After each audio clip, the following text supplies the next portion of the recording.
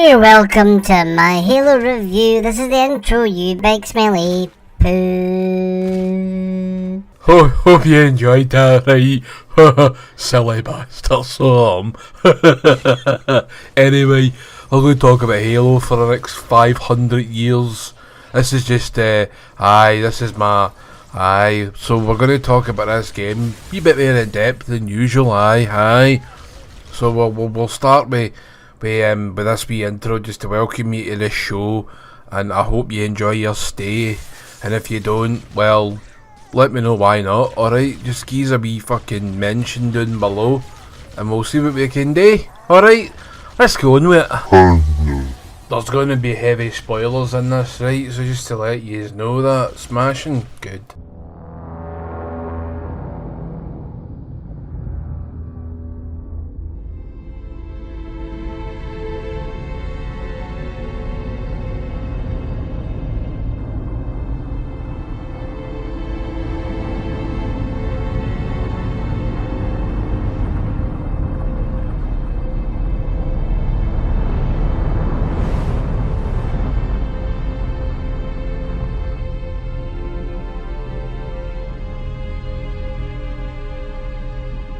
Cortana, all I need to know is, did we lose them? I think we both know the answer to that.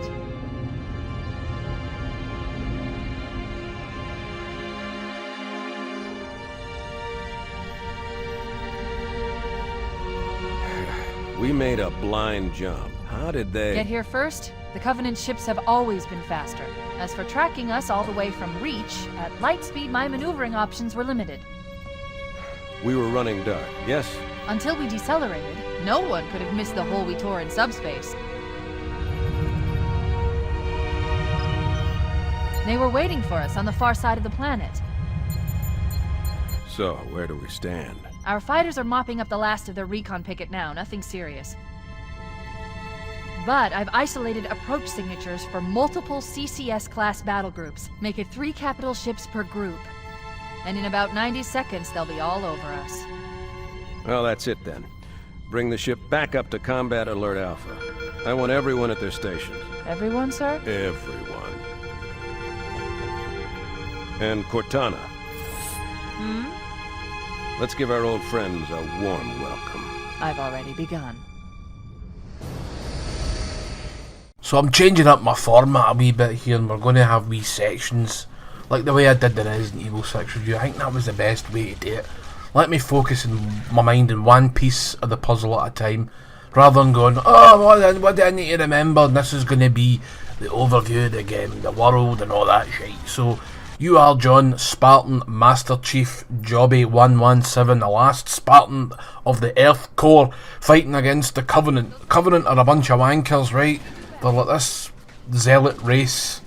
No, sorry, they're not a race, they're a conglomerate, a collection, a conundrum of other races, and they've all come together in this one covenant, if you will. Well, that's the way it is. So you've got different facets, and then you've got other factions within this world, and you've got the 343 Guilty Spark, and that's the wee robot monitor of Halo Installation 4, and he's got his mad sentinel things to kill you with. But you're friends at first, and then he's like, fuck you, you're not going to do what I tell you, zap. And then you've got the Flood bastards, the space zombies of the game, and they are basically a hive mind of fungus, or spores, or fungus will do fine. They're a space fungi. They're great at parties because they're such a fun guy. Anyway, fucking shite. So that's basically your main overview, and the game takes place in the majority of this Halo installation. A wee bit of a spaceship at the start, a wee bit of a spaceship in the middle, but most of it's on this Halo ring. Even the spaceship bits are really on the ring, apart from the first part when you're in the Pillar of Autumn and you're in space, and then it crashes on the ring world. Right, so fucking setting the scene. It's pretty awesome. Halo is basically a fortress world, but it's also got like vegetation, and it's got weather and all that wonderful stuff. So And we'll move on to the next section, and we'll get pie-eyed in the process with Genkai. We'll have a glass of Pepsi and fucking chill. The pillar of autumn is not full of beer. Damn it.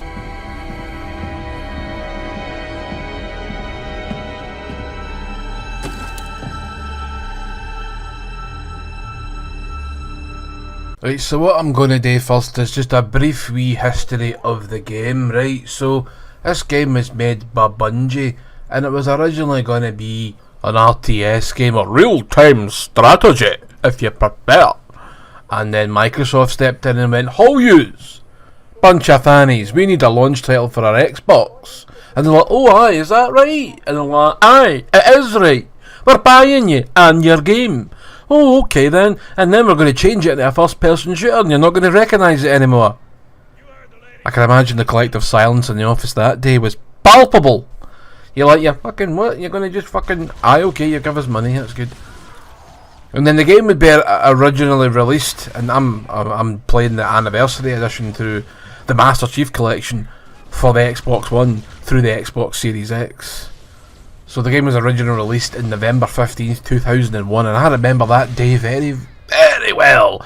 I couldn't be even more stoked than I am now, and excited than I am now about getting this game, because it was like Doom. It was like that sort of excitement over again when I grew up with first person shooters, right? Playing Wolfenstein in my granddad's Amstrad, and then playing Doom in my uncle's PC. Finally getting a copy of Doom for myself on my PlayStation, and then you went for the N64 and it was fucking GoldenEye, and then we migrated and we upgraded to Halo, and this is where we thank you Halo, thank you for existing.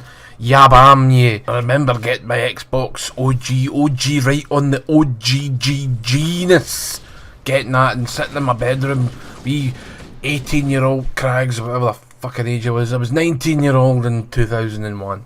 19-year-old Craggs sitting in his bedroom going, "Brilliant, mate," playing this 480p game, or is it 480i, something like that. So I've never looked back since. Here we are, and I'm 40-year-old nearly. Jesus Christ. Oh, that's depressing. Right, on with the next bit. Jesus. Good. That should open the door that leads into the main shaft. Man, I do love a good glass of room temperature Pepsi. How do you like yours? Warmer than pish, probably, and I'll talk a lot of that right now, because we're going to go through some of the characters, some of the weird wee quirky bits of the game, some of the races in the game. There's too many for me to remember, right, so I'll maybe need to pause this and go through Wikipedia. And aye, so right, your Master Chief, he's a super soldier in a big suit of armour. You don't ever see his face in any of the games. Just big faceless bastard, kind of like Doom Guy. Only you do see Doom Guy's face eventually in the new ones, which is kind of weird, actually, but it's kind of what I thought he looked like, just like this big square-jawed prick. Like he'd probably take a fucking few thousand knuckle dusters to the coopin', but we've not seen John's face. This guy's John. He was kidnapped as a Wayne by the human peoples and turned into a super soldier. Cool. Right, I like being super soldiers, it's fun. Sometimes though, you don't really feel like a super soldier because you're running and then just get fucking slaughtered. It's like, fuck's sake, game. Gonna give us a break before I break my pad off the fucking TV. Even in normal I'm struggling with this game. Anyway, then you've got Captain Keyes, who is a captain in the UNSC military type force. He flies a big ship and tells other people in the ship what to do, right? Then you've got all the crewmen, we're not going through all them, like Bob and Jeff and Jimmy and Joe. G.I. Joe, the jobby in the sky. Anyway, and you've got Cortana, who's the fucking blue-faced AI bastard, who's like going to put me in your head, and you're like, "Oh, who do you referring to?" And the fucking one on top of your shoulders, you prick. "Oh, I'm sorry, it's just I've been alone for so long. I've been asleep for so long." Anyway, sorry, I fucking sort of, that was weird, wasn't it? I get like, oh fuck, I'm lightheaded. What was that pish? Then fighting the Covenant, and you've got various races within the Covenant. You've got the elites, who are not called elites. They're the Sangheili, and that is literally the only race I fucking remember, right? Then you've got the grunts, the wee fish-faced fuckers, the wee high-pitched voices, the ones that seem to speak English. The only ones that do. It's weird. Then you've got the jackals, they've got the shields, and then they've got the shields, and they'll hide behind them because they're pricks. Then you've got the hunters, and they are not a single organism, they are a colony of worms. Disgusting. The Klingons would probably eat them if they were in the same universe. What else? You get the Flood in there, that's what I was telling you earlier on, they're the fungus zombies. I think that's it. I think that's it for this. No, sorry, Sentinels. Sentinels are the robotic slaves of 343 Guilty Jobby. And he'll hunt you down later on and zap you. Like that. Boom! Fucking zapped. That's about it for characters, I think. I mean, there's not that many in the game because it's a smaller game. It's just the beginning of something bigger. Even then, further down the line, you don't get a lot of characters. You don't get a lot of new ones. You get a lot of ones that are like, you know, very familiar, and you get some new ones, but no loads. Which is pretty cool. I mean, it's good to keep an eye on these things, you know, you don't want things getting fucking mental. I can't remember what the fuck I was talking about. Characters, aye. You could say that Halo is a character, it's as much a character as the rest of the fucking stuff. But it doesn't serve you drinks because it's a prick. Anyway, moving swiftly on. Oh, by the way, if I've forgotten anything, tough tattoo!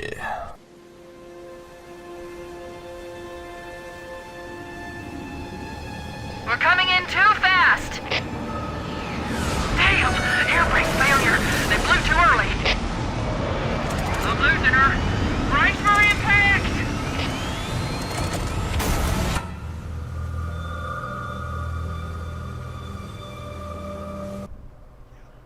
Your dad's a wank. Anyway, right, so now we've moved on to characters and vehicles. No, we have the characters and vehicles. It's weapons and vehicles, you silly bastard. Sorry, that's quite alright. We all make mistakes. We'll roll on with the punches, right? Guns. Who doesn't love guns? You can't have guns in a game and no call it a shooter. Just like you can't have a shooter in a game and no have guns in that shooter game. Right, fuck it, we'll start off with the human weapons, right? So you get your handgun, your magnum. And you can zoom in with this. I don't ever remember seeing a fucking scope on the top of it, but you know what, who cares, it's fucking smashing. It's actually a very, very good weapon. It's very, very powerful. You can aim from a distance, so you can essentially fucking snipe. And people just write this off, they change it after the first game and it's never the same. It's never the same after the first title. They'll maybe have it and it's like sort of raw power, but you'll not be able to zoom in and you're like, why? See, why the fuck do you use data to change things? It's like changing the buttons from game to game. Oh, X was reload, now it's RB. Oh, RB was reloading the last one, now it's back to fucking X. Anyway, then you've got your assault rifle, and this is I like the assault rifle because it reminds me of the pulse rifle for Aliens, okay? And you can get a Nerf version of this, but it looks like fucking shit. So don't, unless you're willing to repaint the fucker, don't bother your hole, you know? You've got a shotgun. Every fucking first person shooter should have a shotgun. If it doesn't, does it even count as a game? No. You got a sniper rifle. Again, every fucking first person shooter needs a fucking sniper rifle. And then you've got your rocket launcher. Smashing big beast. Doesn't have too much ammo, so use it sparingly, you know what I mean? Then you've got the minigun in the back of the Warthog, which is cool. And I think that's it. You got a frag grenade from the human side, so pretty standard fare really, nothing too outlandish, nothing very super futuristic. Oh, fuck, I just hate it when you hit things and you're... Anyway, aye. So now on to the alien weaponry. You get a sticky grenade for the alien weaponry, right out the back, right out the bag, right out the fucking box. They're fucking already humping the human stuff. Then you get a plasma pistol. Don't write this off either, because you can overcharge it and deck fucking shields with it in one hit, and then you just meow meow meow meow, fucking mash that fucking trigger button and take that bad boy right down to Chinatown. Then you've got the plasma rifle, which is a rifle that shoots plasma, but it overheats, so don't hold the button down. You also can't reload it, so you just need to pick up another one when it's depleted. Then you've got the Needler, which is another single hand gun, which is another gun you can really underestimate. It's great fun for just, you know, blowing things the fuck up when you get so many crystallised needles stuck up their arse and it's like, boom, fuck you, fountain of pink mist and death. Else you got, I'm struggling for the alien weaponry, I don't use loads of it. Because they're shite most of the time. I think that's really it. You can use the Ghost. The Ghost has got double plasma guns on it. I'm drawing a blank here, that's it. They've also got wee shields kicking about, fucking pain in the arse that is. I want to be able to pick up the fuel rod cannon, which you can't do in this game. Fuel rod cannon will be the big fucking thing that the hunters shoot you with. And later on in the campaign, you'll see some grunts with the fucking fuel rod, and then if you shoot them, they will blow up. So be careful not to stand too fucking close. Okay. Good. You can also fly a Banshee, which is another Covenant vehicle, which is cool. It's also got double fucking plasma guns. It's also got a fuel rod cannon, so you kinda can use it really, but it's not the same as having this green beast in your shoulder, fucking firing big pellets of exploding green death, like an Avada Kedavra. That's Harry Potter spell, aye. Avada Kedavra. Shite that, innit? Avada Kedavra! You're dead, you brick! Well, I feel dead inside, so you know what, who fucking cares, okay? I think that's it for the vehicles and the weapons. Or you can also pick up healing items. I'll throw in the wee items here and all. You get fucking med kits and overshields and all that good shit. Overshields are great, but they're few and far between. Brilliant game. Can I fly a pelican though? I was quite disappointed. Don't get to fly a pelican to the 4th game. That wasn't made by Bungie, so I'm even more disappointed. I'm just lamenting here. I'm just thinking of the old days. I mean, cutting about in your Ghost and your Warthog, slaughtering cunts. Anyway, we'll move on to the meat and totties of any video game. The levels.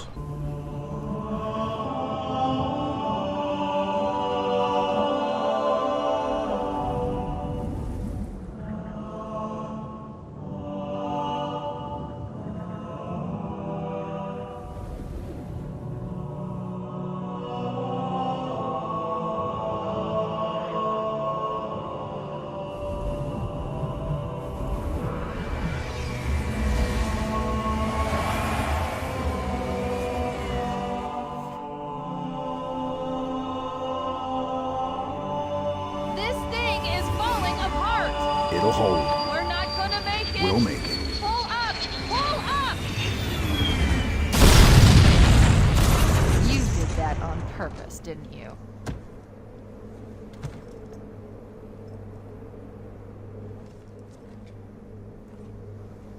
And now I'm going to whittle on for a few minutes about levels, difficulty, gameplay and all that pish.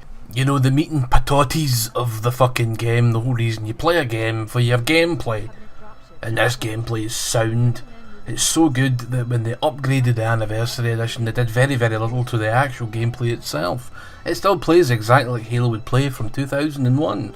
Now that is a testament, a raw testament, a testament to how the raw power is amazing, and how Bungie made such a fucking great job of just making a good video game. No agendas required. Kinda wish I'd go back to that. I'd kinda wish Bungie would just come back and start making Halo again. 343 have kinda made a hoori it. 4 was no bad, 5 was story wise it was shite. But this one's brilliant. The story's no pure in depth, but you don't need it to be. It's like down. You just need it to be there to give you a wee bit of seasoning, you know? A wee bit of fucking spice and pep and fuck yeah. Anyway, right, so your levels, it's a linear game. There's no open worldness. You get some levels where you'll be able to explore a wee bit more, okay? So they'll always have wee nooks and crannies in them to just go fucking, what's over there? There's a waterfall. I'm going to jump in that waterfall and see what happens dead. But there's no out of bounds shite in this game. There's no 2 feet from the fucking objective and you're like, out of bounds, get back, 3 seconds to go, ya cunt. You're like, none of that shite. I hate all that bollocks. You're like, it's just nothing to rip you the experience more than there's some automated garbage that'll just end the mission arbitrarily because they don't want you walking off and taking your time and just, you know, exploring the video game that they've made. Why wouldn't you want that? They took the time making it. And no, nah, I don't want you seeing it. Do they secretly know that if you look too close it's going to look like absolute shite? Probably. Right, my favourite level in this game. Favourite, there's actually 2, but I ram them into the one thing, right? It's the assault in the control room and 2 betrayals. I see that as the same level because it is literally the same level, only 2 betrayals is assault in the control room reversed. Alright, there's a level in between the 2 which really feels like Aliens. I mean, even when you play the game you're going to see all the Aliens references, just from the Marines to the machine guns to the way the game carries itself. It's pretty sweet. Anyway, these two missions, these are the longest missions in the game. Either 12.5 minutes each, I don't know how long they are exactly, but they take you a wee while, maybe a good half hour each level, depending how much you die, depending how much you take your time. Now, the only drawback with these levels is there are a lot of repeating corridors and rooms, and they're so badly designed, these levels, with these parts of the level, that they've actually got arrows pointing you in which way to go. You'll notice so there's a wee arrow, and you're like, what the fuck? It's more subtle than you'd think, but I got lost a couple of times and ended up going the wrong fucking way, and you're like, why am I back here again? Why am I back on this bridge? Oh, I went the wrong way, like a right fucking tit. But you'll get vehicles, and you get umpteen times to use vehicles. You'll get the tank in this. I forgot the Scorpion tank and the characters and fucking vehicles. The weapons and vehicle section. See, even when I have a structure, I completely make a complete fucking shite ball of it. So you get the Scorpion tank, and that can fill up Marines. You get 4 Marines, and they'll shoot things. No, I'm fucking... They're pish, they die more than... Aye.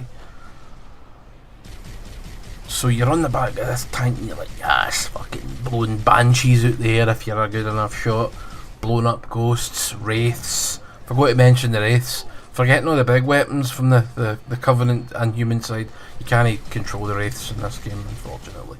Unfortunately, it's poo that way, you know. But it's early days. There was also meant to be a flamethrower put in this game, but it ended up in the PC version, which was shite. Which is done by Gearbox, of all people. Randy fucking Bollockford arse pitch.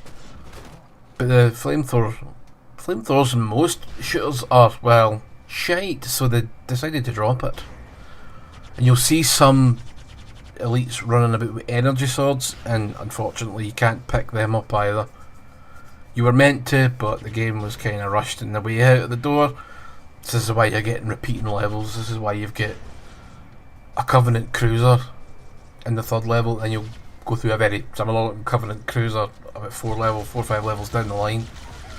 This is why it's, you know, 2 betrayals is just a mirror of assault in the control room, but it gives it that beautiful adventure sort of game edge, because you'll have to use banshees to get to other sections that you couldn't reach. Well, I think you could if you went back at the banshee and flew all the way back, but not doing that, shizzle dizzle. So, and these levels are snowy, and Cortana's like, oh, what the fuck is snow doing here? Well, it happens when it's cold then. But it's not artificial. Did they mean for the ring to have inclement weather? Probably. They were smarter than you and me. Shut up. Stop talking about the fucking weather. We're in the middle of a firefight, you blue-faced cow. Talking about the fucking weather. Oh, maybe it's beach weather. No, the fucking Covenant are fucking flaying people, skin off their backs, and you're worried about the fucking weather. Strange beast. She's a strange woman. She's no real, so, well. She's more like an idea, but she's a computer, blue, doesn't matter. Weird science. So in this level you'll go over bridges, you'll get your tanks, you'll get your banshees, then you'll assault the control room. Now if you're good enough, you come across a bridge with 2 banshees on it, and if you're quick enough, you can skip some of the level. Because if you do that and you fly over at the control room on the left, no enemies will spawn in until you open the door, so you do actually save yourself a fight. But sometimes that's not as fun. You can also club grunts in their sleep, which is kind of funny. I do actually rather enjoy doing that, yes. Then an elite spot chain. That's that. Kaput. Jobby fucking in the air. Now, following on my 2 favourite levels that I've just told you about, there's one shiter that I hate. The library.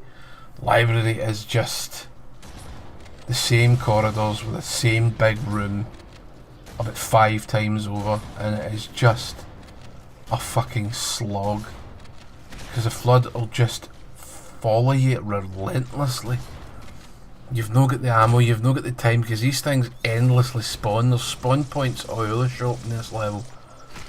And it's just a fucking sorry shitty affair. It's fucking dreadful. This is the worst part about Halo, by the way. It's the worst part. It's like when you've left a pint and it's all room temperature, but you've only drank about half of it, and you don't really want to waste it because it cost you £8.50. And you're like, fuck, I'm drinking this shit. This is what the fucking library's like. Only it's boring into the bargain. And then you'll fucking get by that, and you're like, thank God, then you're on to 2 betrayals, which is great. That's what the fucking 343 guilty sparks. Like, are you going to blow up this fucking ring, or are you going to use this ring's weaponry and blow yourself up? And you're like, well, fuck no. Why would I do that, you fucking prick? Because apparently that to kill the flood you need to just starve them to death. So you basically, rather than wipe them out, you wipe yourself out. What?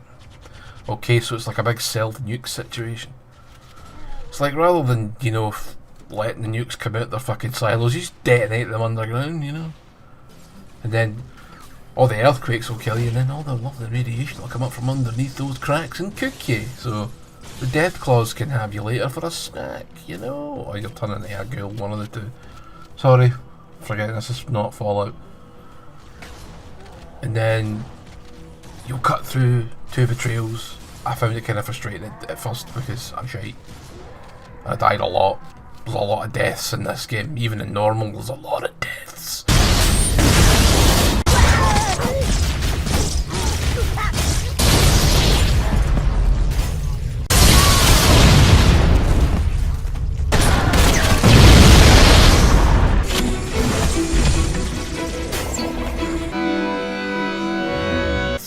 A lot of fucking hiccups and splatters and banshees landing on top of me, and I'm like, fuck off.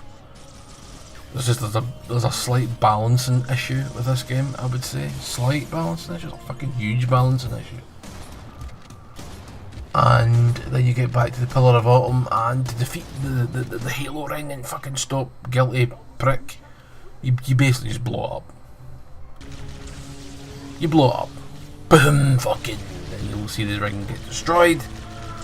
And then you're on to Halo 2, and then I'm doing a video for that now. In the conclusion of this one, I'm just going to put the conclusion part in it. It's a brilliant game, even the day it stands up. So if you own an Xbox One or a PC, go grab yourself a copy of the Master Chief Collection. Put your feet up and just fucking enjoy. You can get Halo Reach and ODST as part of it, but you need to buy them separately, because of course you do. But well worth it. You're going to get 5-6 games that are just superb. And I love it. And I'm really, really excited for Halo Infinite, hence why I'm doing these videos. Because I want Halo Infinite to be a good game. They're separating the multiplayer and the single player, so the single player should be in the disc. And the multiplayer is an application separate to that, which is free to play, so it'll be loaded with microtransactions. Cool.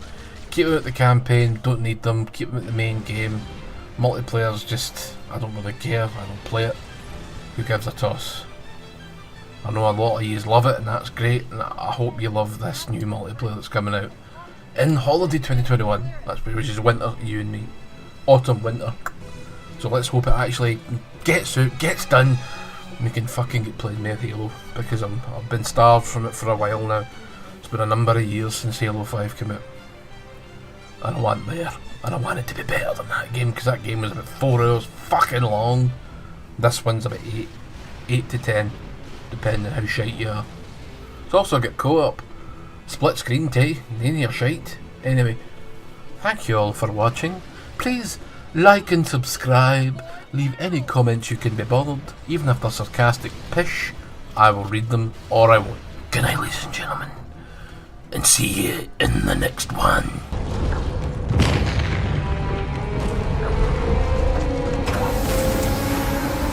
We're cutting it close.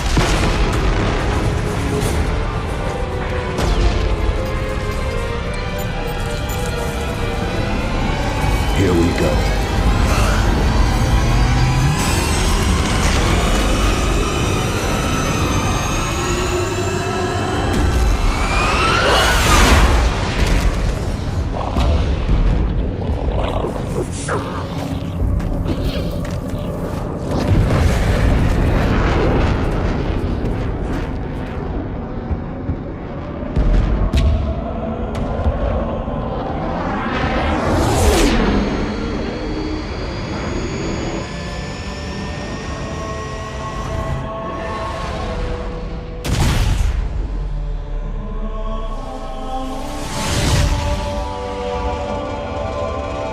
Shut them down. We'll need them later.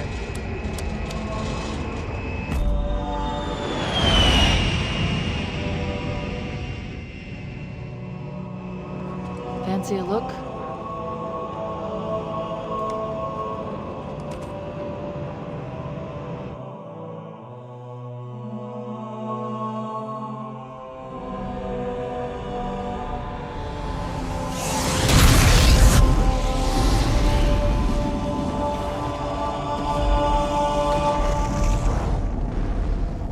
Did anyone else make it?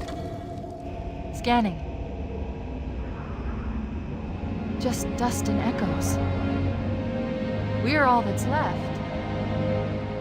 Hello, and welcome to the Halo 2 review. It's Halo 2 Anniversary Edition, played on the Xbox SX. And we're going to get into the good, the bad, the ugly, and the Halo. The Halo of it all, shall we say. Quite a controversial sequel for reasons we'll get into in the main part of the video. This is a small wee hi, how you doing? Welcome to my slice of the internet. Hope you liked the last format and the way I did it. I've not heard anything to the contrary, so we're just going to go on with it, shan't we? We'll just continue with what we were doing. I have to reiterate this. There will be spoilers! Yes, there will be spoilers galore. Right, now we've got all that pish out the way. Without further ado, let's get on with the video, shall we? Alright, Moan.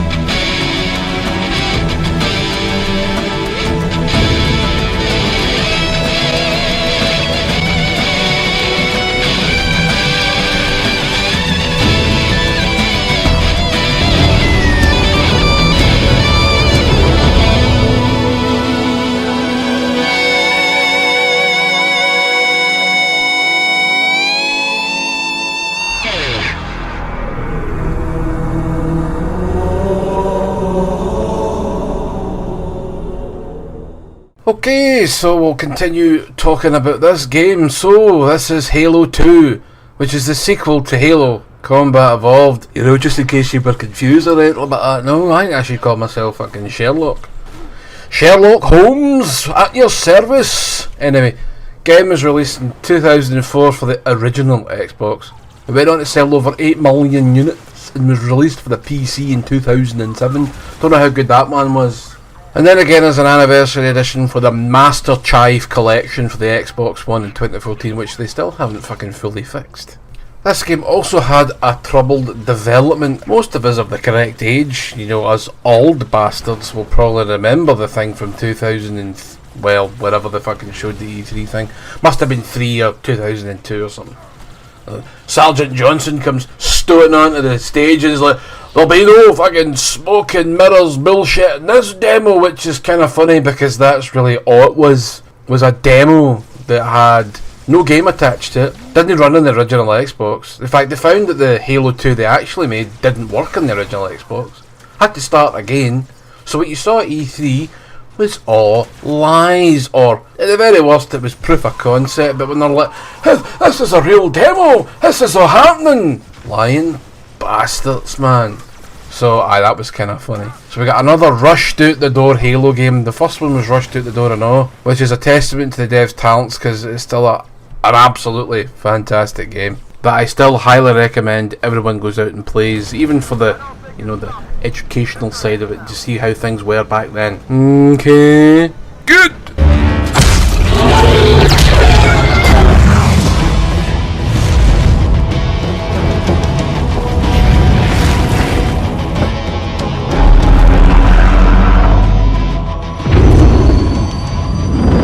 That's right, you mothers! Run!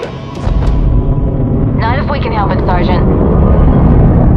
Extract the chief and return to an amberclad. Roger that. Right, so what am I yammering on about now? Right, you go 2 characters this time, Master Chief and a Covenant called the Arbiter.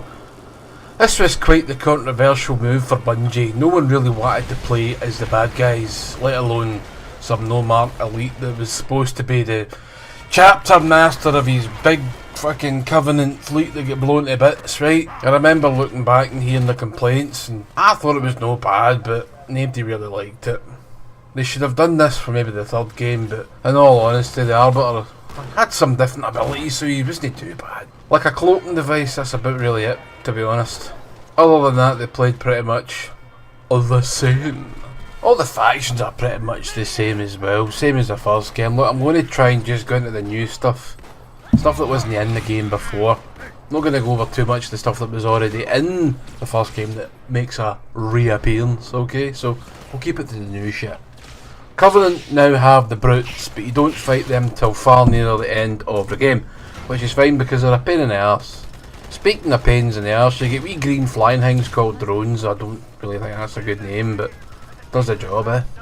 And I effing hate the fuckers. They can take a good few hits, they fly about all over the place like blue arse flies, and they just generally annoy the piss out of me. New Covenant motors are the 3-seated troop carrier thing called a Spectre. And in single player I don't really use this one at all because, well, not that great to be honest with you. You can control the Wraith this time, but you need to be really lucky to get a hold of it. You can use your Banshees and Ghosts, they've got boosts now. The Banshee can also do wee mad tricks in the air to avoid fire like a Star Fox game, remember that? Remember when Star Fox was good? You can also pick up the fuel rod cannon this time, yes! And the lightsaber. The lightsaber inspired energy sword. The energy sword is very useful for the Flood. Fungi bastards. But at least they're fun, you know what I mean? The brutes have the brute shot, which is like a grenade shotgun launcher thing that has a big bastard blade on the back end of it, which is also great for dealing with the old Floody boys. But it doesn't run out of charge like your fucking energy jobby. Imagine you throwing a big energy jobby at them. That's it. Right, the brutes also have their own plasma gun. It's just a red version of the elite one, right? But it fires that little bit faster and is a lot more powerful, and they're much fun to dual wield. Let me put that fucking brilliant.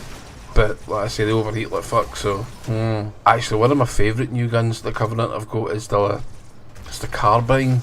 It's a mid to long range plasma DMR. Whatever the fucking.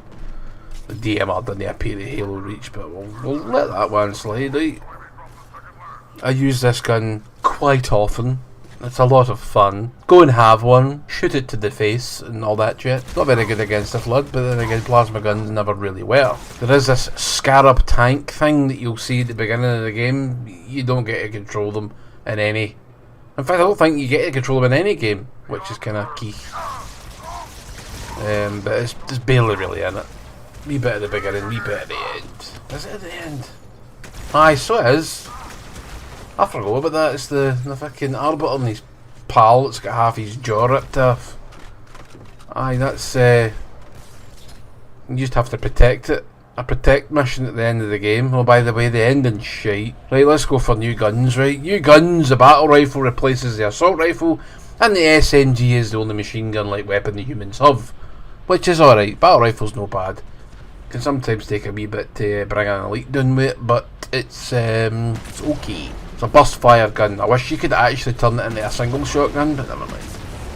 The Magnum's back, even though I said I wasn't going to talk about games and guns and motors and grenades and jobbies from the first game, but here we go. It's lost its zoom, right? In fact, it never gets it back. I was playing the Halo 3 the other day and it's like, there's no zoom in here either, you prick. Anyway, what else? There's a new Gauss cannon in the Warthog, but good luck getting the AI to drive in a fucking straight line so you can fire the bastard. The SMG, like many of the Covenant guns, can be dual wielded, aye. It's only a thing in Halo 2 is it's really overpowered and can tank the farting frame rate. Sentinels also have a bigger presence in this game, which I quite like. You can shoot them down like you did in the first one, but only this time you can pick up the little beam thing. And there's two versions. There's the yellow one, which is no bad, and then there's the blue one, which is pretty fucking awesome, and that's the one you really want. There's also like a flying tank thing they've got now. I don't know what it's called. It's got 3 shields in the front of it, and it will fire rocket salvos, and it's got double red plasma guns. And they're slow, and they're kind of stupid. And I like to shoot the arms off them, because you can take them apart a little bit before they explode. Really, you run underneath them. It doesn't take an awful lot to Destroy these bastards. Did you like my wee stutter there? No, I didn't either. Fucking annoying. Been doing it a lot more recently as well. Can't believe this shit. What was I talking about? Aye, salvo rockets. Carbine's probably the best thing to take them out with. Salvo rockets? Aye, the things that the Sentinels were firing. Remember? Oh aye. The Flood. These wallopers. I hate fighting the Flood. They're a pain in the fucking arse. Okay. And they've got a grave mine now. I'm like, what the fuck's a grave mine now? I remember when this originally came out. And you get to the grave mine and it's like a cabbage. A cabbage with tentacles. Looks a lot better now that Blur got a hold of the old a hold of the old cinematics, and they made them very nice. Yes, Blur Studio that done the cinematics. They made them very nice. I'll show you something. You want to see some of the hell mind, grave mind, you prick. Aye, Moan, let's have a look at the bastard.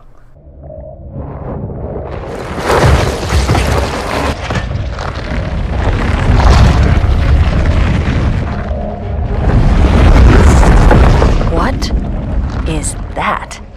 I am a monument to all your sins.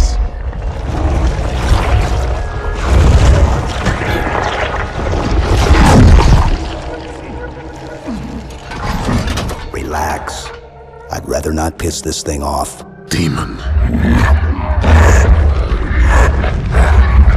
This one is machine and nerve, and has its mind concluded.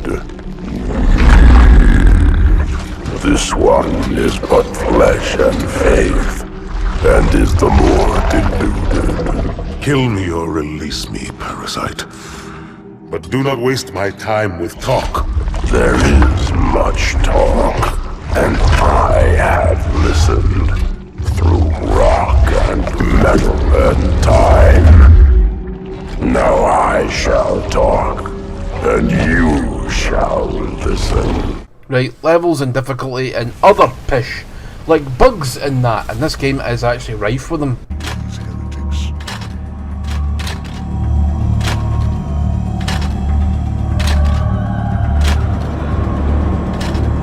And it's like, what? Game for 2004, ported in 2014, it's now 2021, and it still doesn't run properly.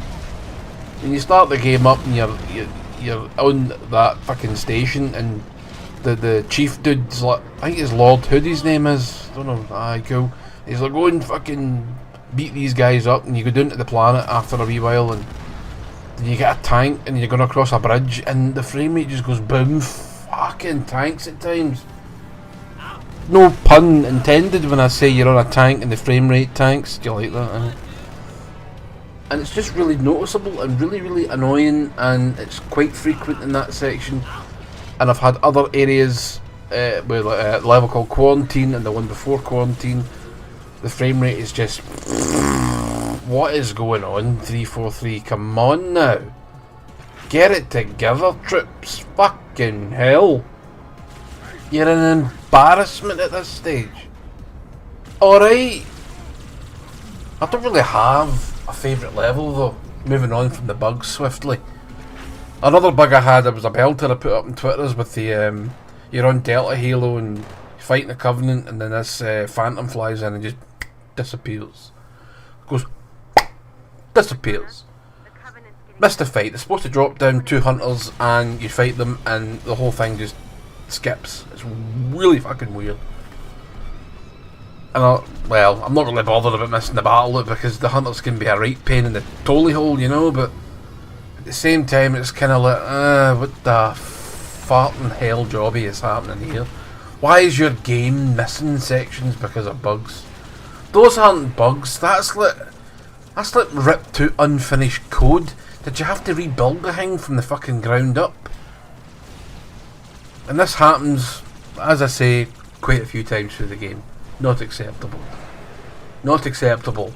It's not a game killer. It's not going. I'm not going to say, well, don't play this game, but at the same time, I'm kind of annoyed and a bit scunnered with it, because it's the kind of thing that can get you killed. It kind of ruins the enjoyment at the time.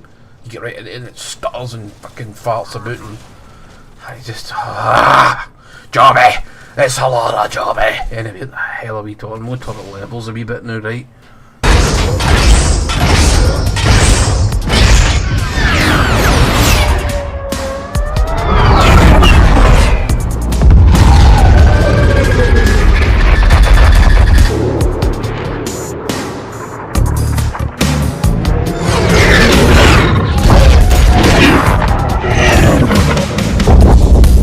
Mind the bump.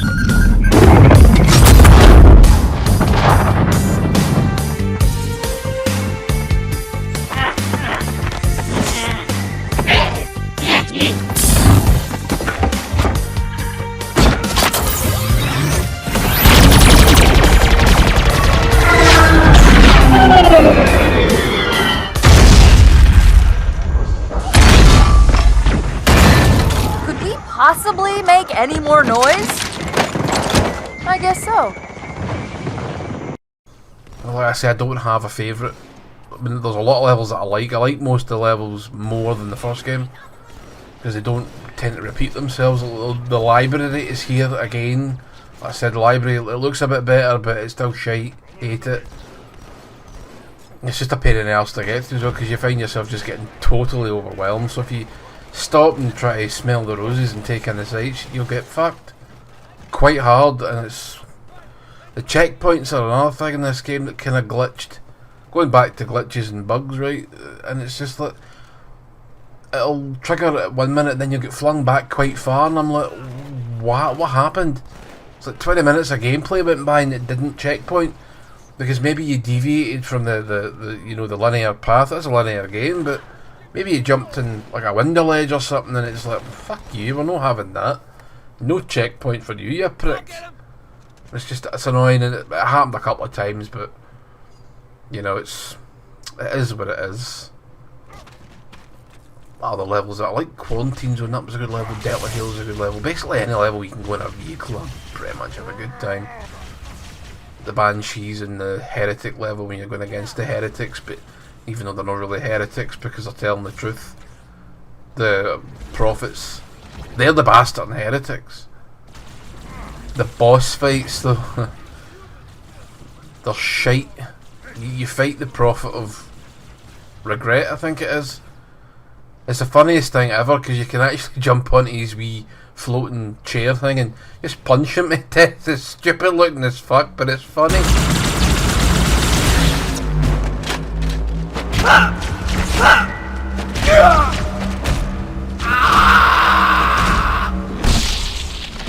So what the fuck?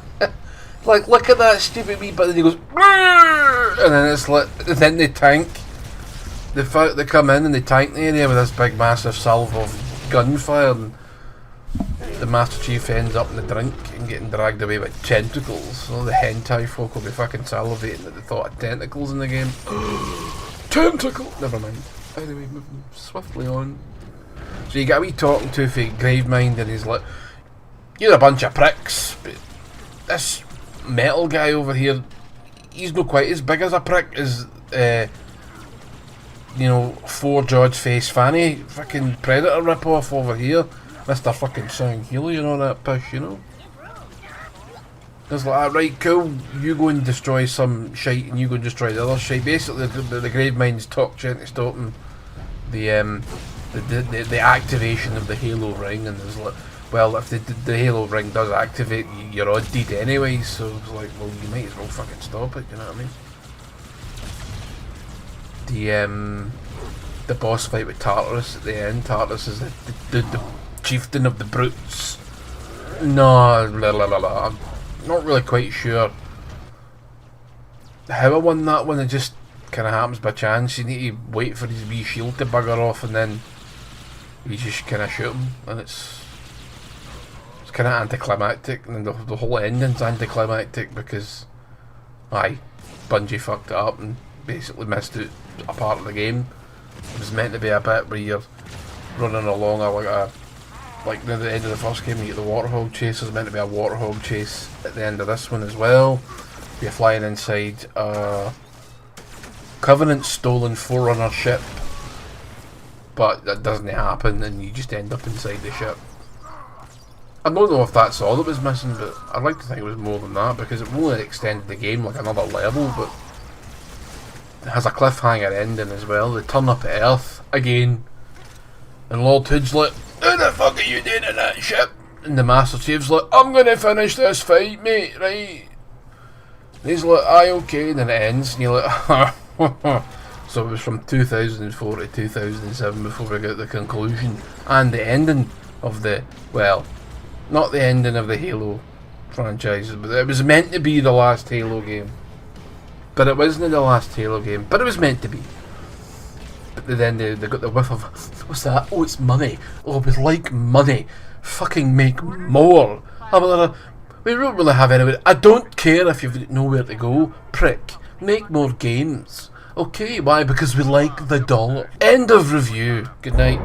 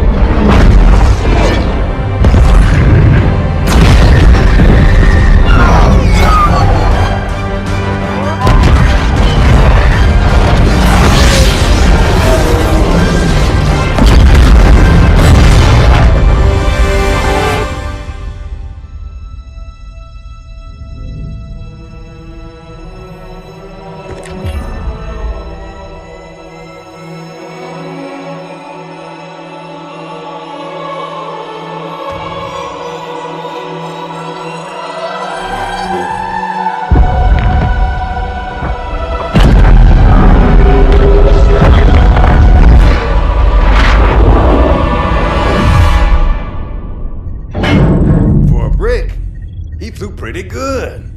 Chief, get inside. Gear up. We're taking this fight to the surface.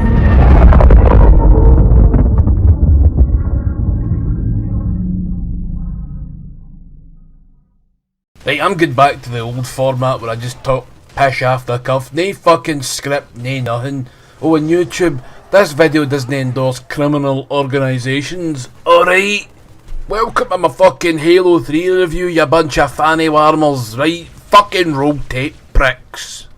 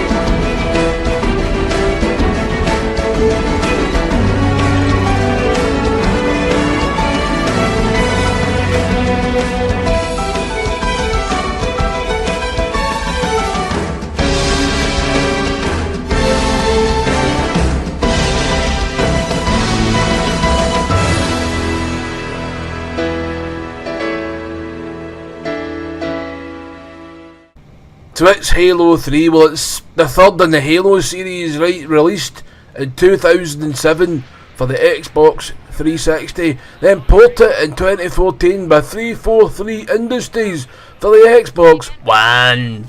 I mind when this game first came out, every bastard was like, this game looks shite. It doesn't look as brilliant as we thought. It was on the fucking 360. What did you expect? Fucking Crisis levels of tosh. Ironically enough, that also got a fucking port to the Xbox 360. Imagine that. Can your game machine run Crisis? Aye, it can. Well, that's that fucked, innit? Halo 3, mate, it's a fucking good game. It was out back in the day and I'm playing it now and I'm still playing it fucking 20,000 years later. Right, so what's it all about? You go this big green armour-plated bastard called the Master Chief. Chief. Aye, him. Carries 2 guns and about 800 different fucking grenades at the one time. And then you're just splattering the Covenant, which are now just brutes, because the elites have decided to fucking turn coat and join the humans, because they didn't like the way the prophets spoke to them. Called them wallopers and everything, and they were like, you know what, you fucking scaly-necked wee dicks, fuck yous, we're going to batter fuck at you and your shite brute army. Haha, brilliant. And in comparison, the brutes are fucking shite. They're as thick as pig shit and their armour falls off when you defeat their shields. Did they happen with the fucking elites? Their shields regenerated and their fucking clothes, did they randomly fall off? Maybe the brutes are just an army of fucking flashers. What was that?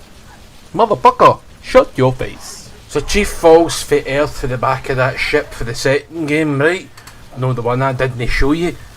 And then he's in the jungle and they revive him and you look up and you have to look down, you have to look up, you have to look down, left, right, all that pish. Like every game has to have a fucking tutorial. Then he swatches Arbor and it's like, fucking pistol, mate! Sticks that fucking gun right in that big fucking split-faced cunt's buns. And it's like, no mate, he's fucking no, he's no a bad guy anymore. Like, how the fuck am I meant to know that? Send a memo next time, you know, fucking communicate with you. This is NHS. So you get some new weapons, but they're mostly Covenant weapons. Well, I say Covenant, they're brute weapons, really. You get a big fucking power hammer thing.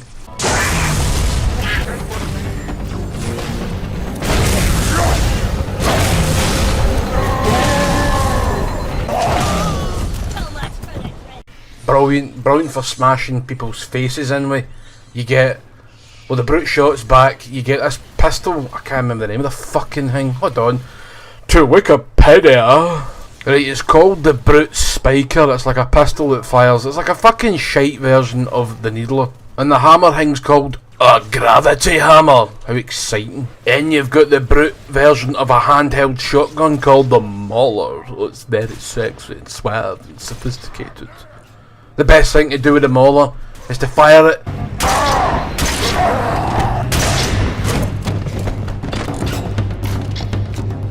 Knock your fucking opponent's sparkle and then smash him in the fucking face with the butt of the gun. Deed. Job. Done. Other weapons you'll see are the fucking Spartan laser, which is a shoulder mounted laser for the Spartans. Kills just about anything in one hit, but it's got a wind up time. And there's an achievement for shooting a banshee at the air with one. But I'm shite, so that didn't happen for me. Well, actually, I think it did happen back in the 360 days, but that was a long fucking time ago, motherfucker. The Magnum's back, can't zoom, shite. Next, bollocks. Another good thing about the weapons in this game is see your mounted weapons, like your miniguns and your wee fucking plasma fucking Covenant things.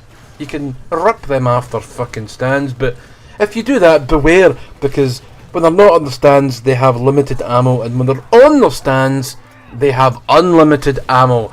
How fucking weird is that? How does that work? What fucking realm of quantum mechanics is that from?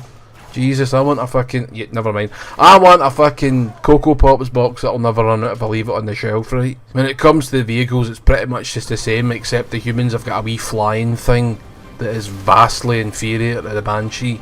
I mean... shite. I mean... flying, hard, dog shite. I mean fucking... mountainous amounts of fucking volcanic diarrhea shite. Ah, it's alright really, isn't it? And I hope this is all setting the scene for what we'll talk about the levels and that and all that pish. Story, it's not that great. It's alright, I mean, it's just a continuation of what you've known before, right? So, fucking, you're battering these brutes and then you'll destroy a gravity, not a gravity gun, a fucking anti-aircraft piece of nonsense. Then the floods show up and you're like, oh, the groans are happening, the fucking floods show up. Easily the most irritating fucking enemy in a video game. They're a bit better than this, right enough. They fall apart a wee bit easier. You can use machine guns again. Plasma guns are still fucking pish. Any plasma weapons are pish. But now they come in all different various fucking shapes and sizes. They're like spiders, and then you'll actually see flood spores changing things in real time, which is pretty fucking cool. I like that. I like that wee area of effect just to fucking seal that atmosphere. Pity the atmosphere's like a fucking field of rancid farts after a night out in 15 curries, you know. Then there's fucking spider ones that can climb up walls and shoot little spores at you. Sorry, no spores, barbs. And then there's big hulking fuckers that take quite a lot to fucking put down. Oh, there's also a flamethrower, and you think that's great for taking out the flood. It's no, you set them on fire, then they run into you and you die. Fuck's sake. Right, levels, mate. The levels are pretty good actually, apart from one or two. High Charity is one of these levels I can't fucking stand. You've got to run about this, what looks like a pile of sick, and then you've got to avoid about 8 million flood, and they just keep coming. Don't even bother trying to stand and kill them all. They just keep fucking coming. Then you've got to make it, pick up Cortana because, well, she's been on the fucking sesh, you know what I mean? She's a bit worse for wear, poor lassie, fuck's sake. And then you pick her up and then you blow up High Charity, killing the Gravemind. Woo, done. Except you don't kill the Gravemind because there's flood that pour about, fuck about. In fact, can the flood even operate without a Gravemind? I don't know. They didn't have a Gravemind in 1, did they? Unless they did, they got blown up in the spaceship station. And then fucking, I don't know, Halo, space, fucking yes. Spaceship station. What the fuck? So I don't know, because you do blow up High Charity, it does go fucking boom. Oh, and by the way, you're not on a Halo this time, you're on something known as the Ark, which builds Halos. And you cut about and there's a couple of fucking deaths. And then you make friends with the flood for about half a level. Do not shoot, but listen. Let me lead you safely to our foe. Only you can halt what he has set in motion.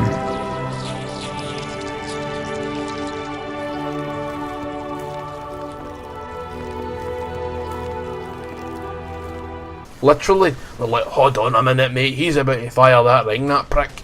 We'll let you get to the other end of the corridor, then when you stop him, inevitably, I'm talking about the prophet of truth. The prophet of truth. You stop that cunt, and then I hate you again.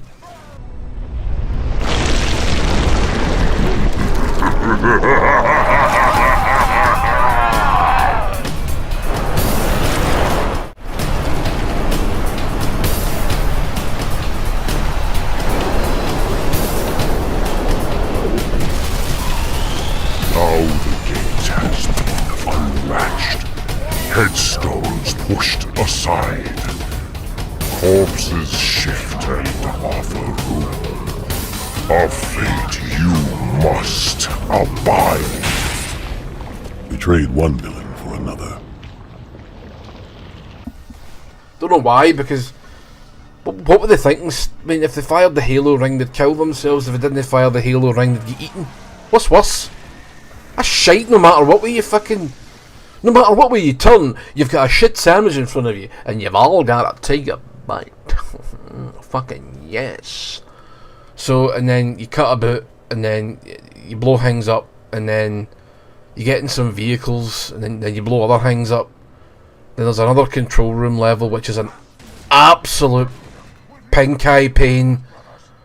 Don't know how many times I get fucking splattered. There's just never ending wave of flood. Then when you get to the front door, There's wave of flood, and you're like, fuck's sake, mate. How many fucking waves of these bastards do I need to take out? Loads.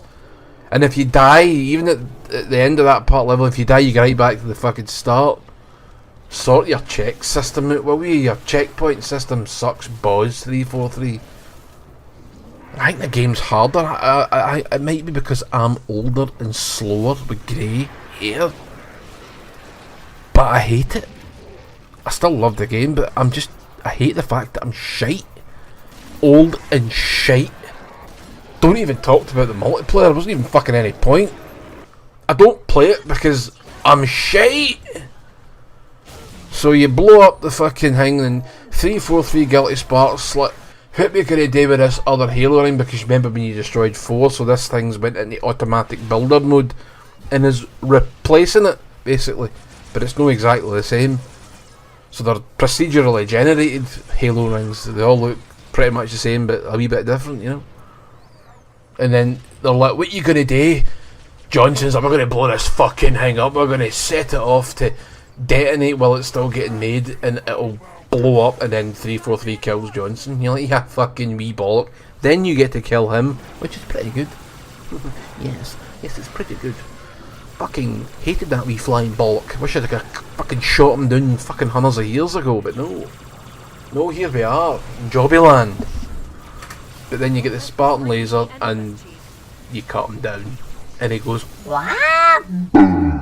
Did you like my wee impersonation of how he sounds when he's dying? Sounds like a right wank. And then it's like, oh, we better fucking make ways and get the fuck out of here. So there's a wee fucking vehicle section, like, remember in the first game that I didn't talk about this bit, but I'm talking about it now. It's like a vehicle chase. Not really so much a chase as a drive, like a frantic drive. And then the level's blowing up, and sometimes the level can just literally blow up right in front of you and you die. You're like, very good game. Or you'll be really unlucky and you'll bounce, and then the level will blow up and it'll be like death to the left, death to the right, death to everybody, including you wee shite. And then you escape the Halo, and then it fucking blows up. And that's it. Fucking end of story. On to Halo 3 ODST now. Hope you've enjoyed the show. If you haven't, well, go to fucking tell me why you haven't. Like and subscribe! You mean to blind me?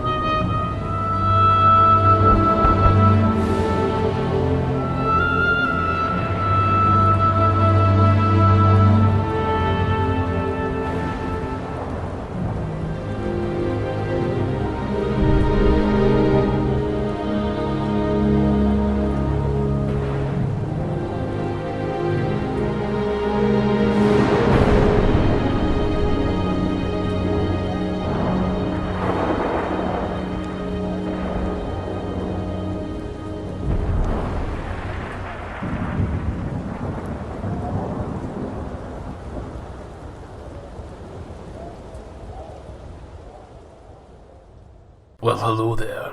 So today I'm going to talk to you about Halo 3 ODST that was meant to be DLC for the main game, but then Microsoft decided to release it as a full disc title. Against Bungie's greater wishes, I believe. And this is a different sort of game. It's probably my favourite game in the Halo series, for it has a completely different structure and feel to it.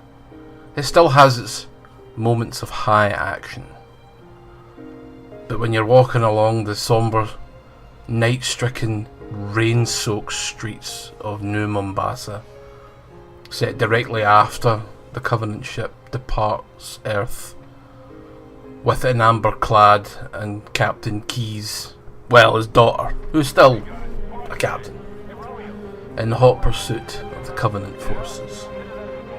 You play the part of the Rookie, an ODST, an orbital drop shock trooper.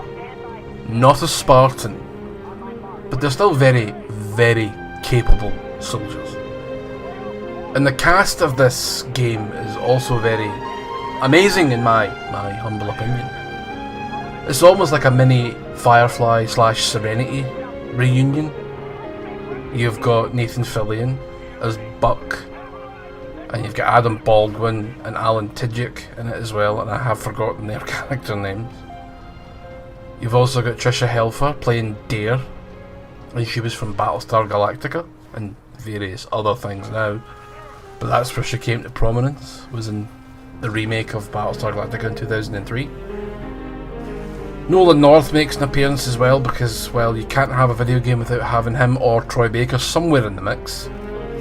You have to have one or the other. I think it's written into game law somewhere. Voice acting law. They must be present in some capacity.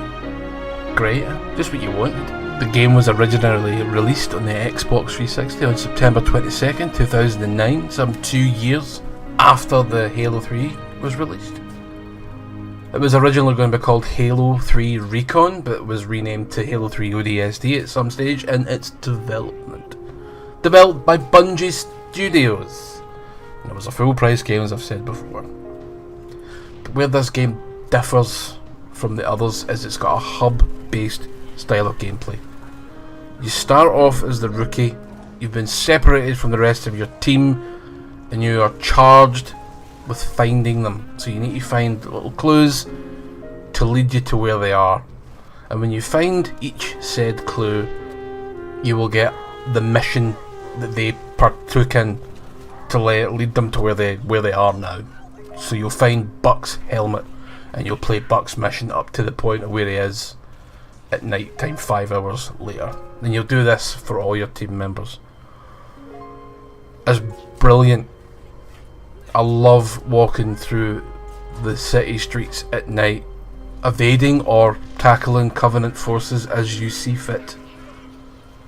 It's a very somber experience, very different from what we've ever had in Halo, and we've never had anything close to this again. I'm hoping Halo Infinite has something like that, because I believe Halo Infinite has got a day and night cycle. I could be wrong, they could change it, but I'm hoping we're going to get moments like this walking through the Halo at night. Less things going on, less things happening, a beautiful soundtrack, and this game has got a beautiful soundtrack as well. It's a very special game to me because it's so different. So it is my favourite Halo game.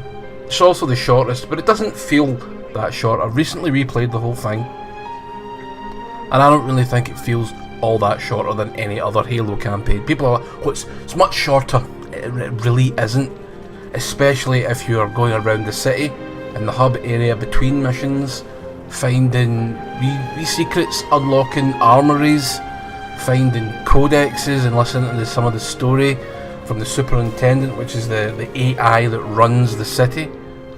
You eventually have to figure out how to fix that and bring it all back online and eventually escape the city. You'll also come into contact with another Covenant troop type, the Engineer.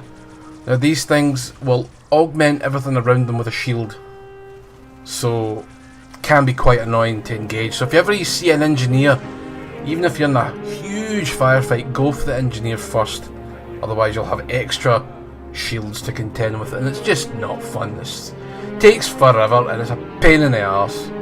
When the Engineers die, they explode and they will throw what look like little plasma grenades all over the place, and then they will explode, so it can be quite the clusterfuck if you if you detonate them over an area that's got a lot of Covenant fuel vials, and the sort of the blue, almost rectangular, oblongy type things. They'll just massive, huge explosions all over the place. Don't get caught up in that. I think that's the only new troop type you see.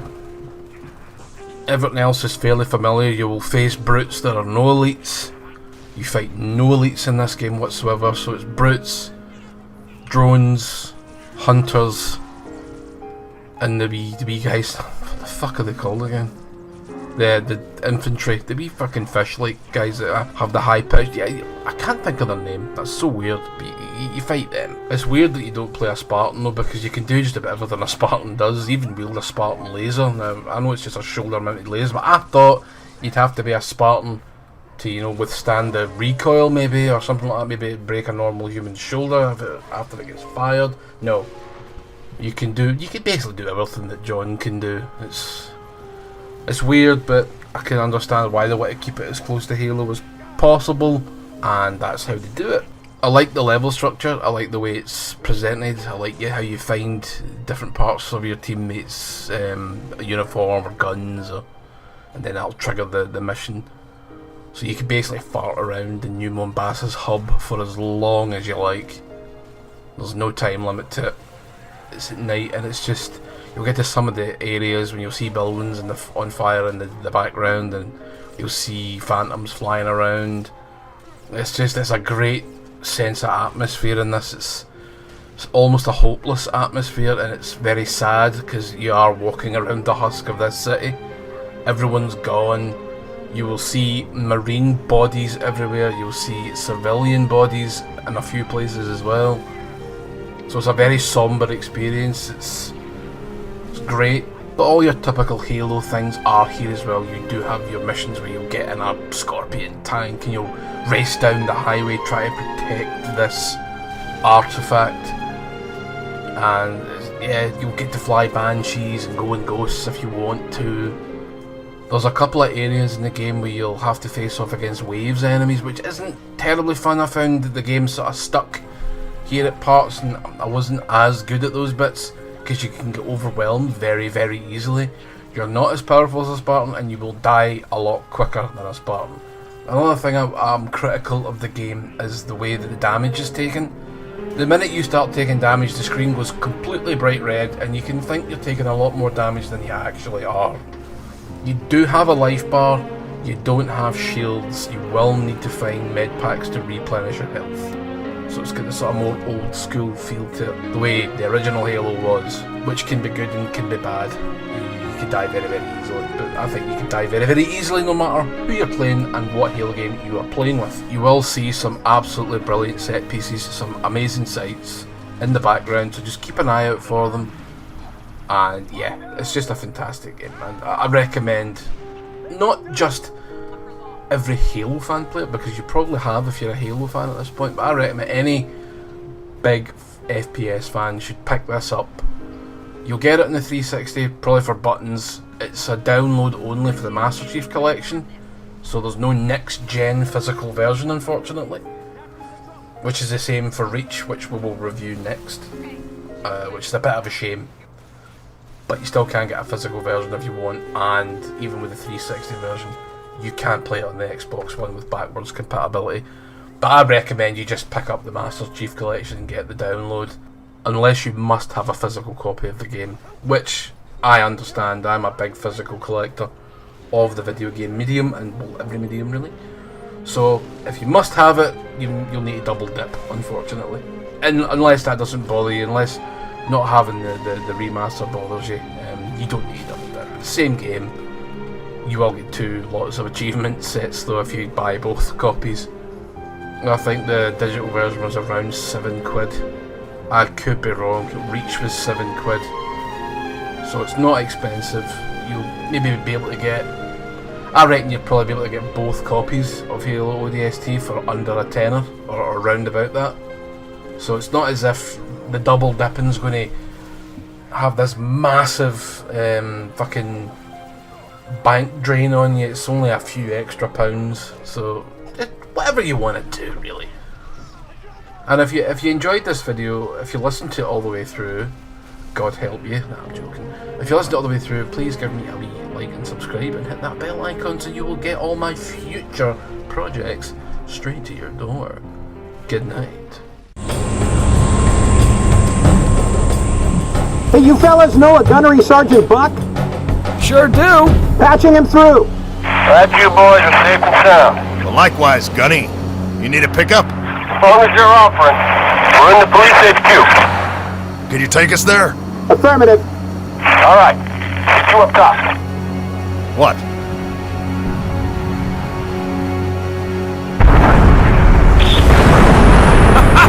This day ain't turning out so bad after all!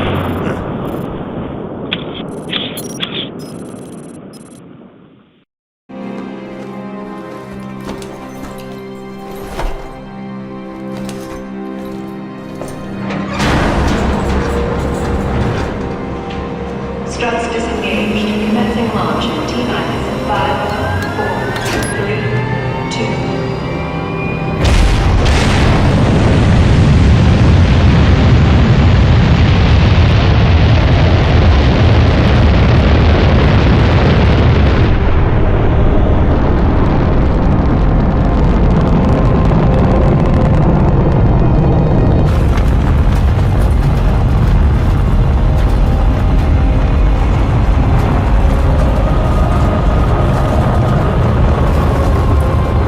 First stage engine burn nominal.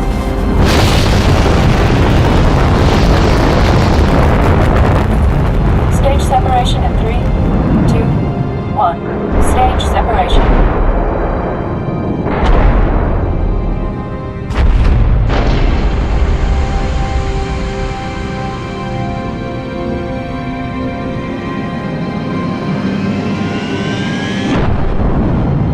Second stage ignition confirmed.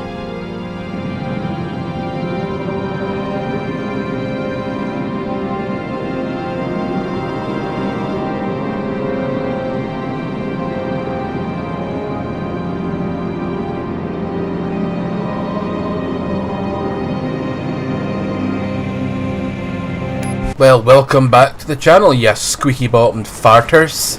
And welcome to my Halo Reach review. The last of the Bungie games for, well, Halo. Even though one of the guys for Bungie did come back to help right the ship, as they say, when it comes to Halo Infinite. But we'll have to wait and see how that pans out. Still no solid release date on that, by the way. So without further ado, let's hit the ground running, and we'll have a look at Halo Reach.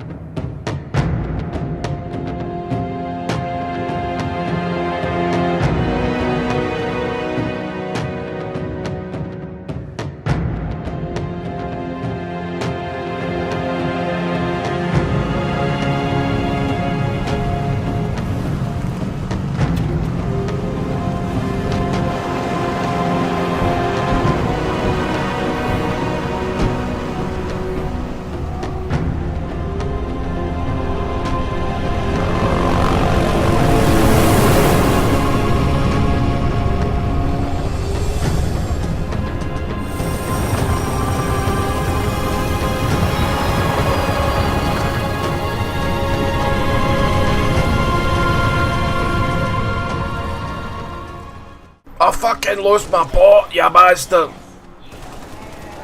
Anyway, do you like your first person shooters, mate?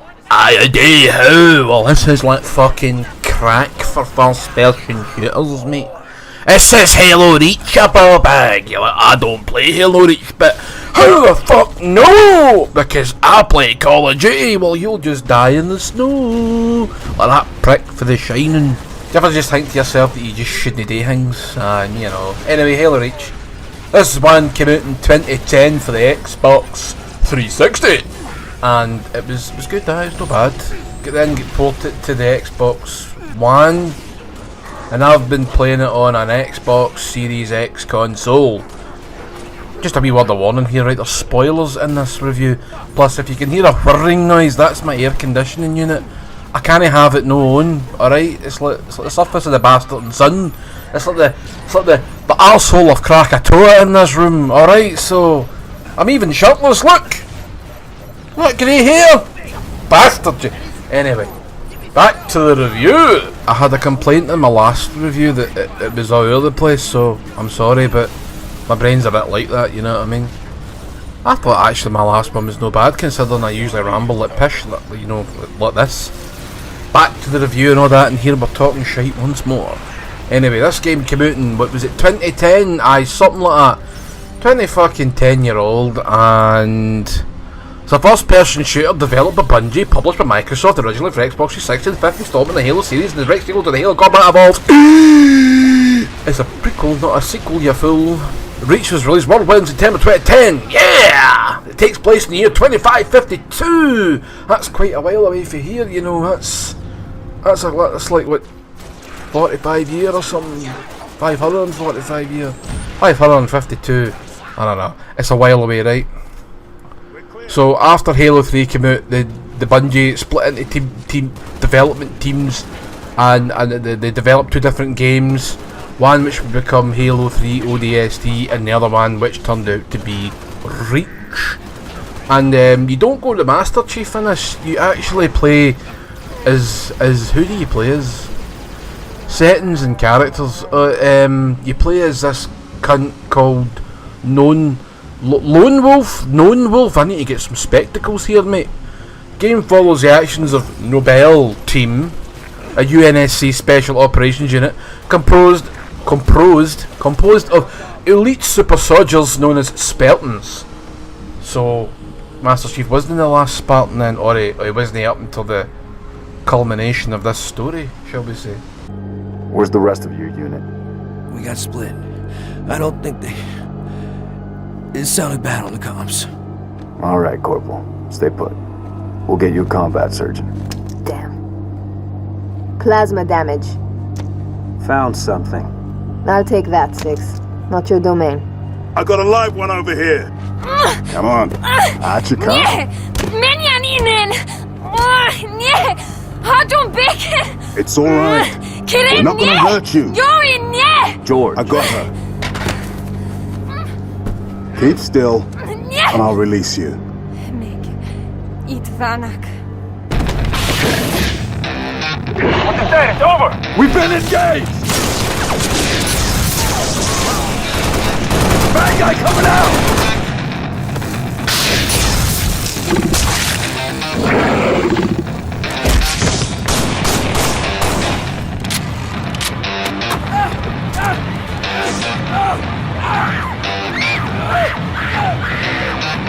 That Tango group has permission to pursue. -4, stay on the entrance.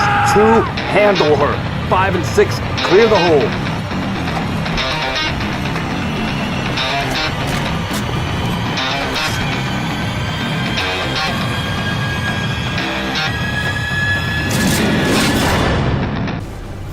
And you take on the part of a walloper called Noble 6.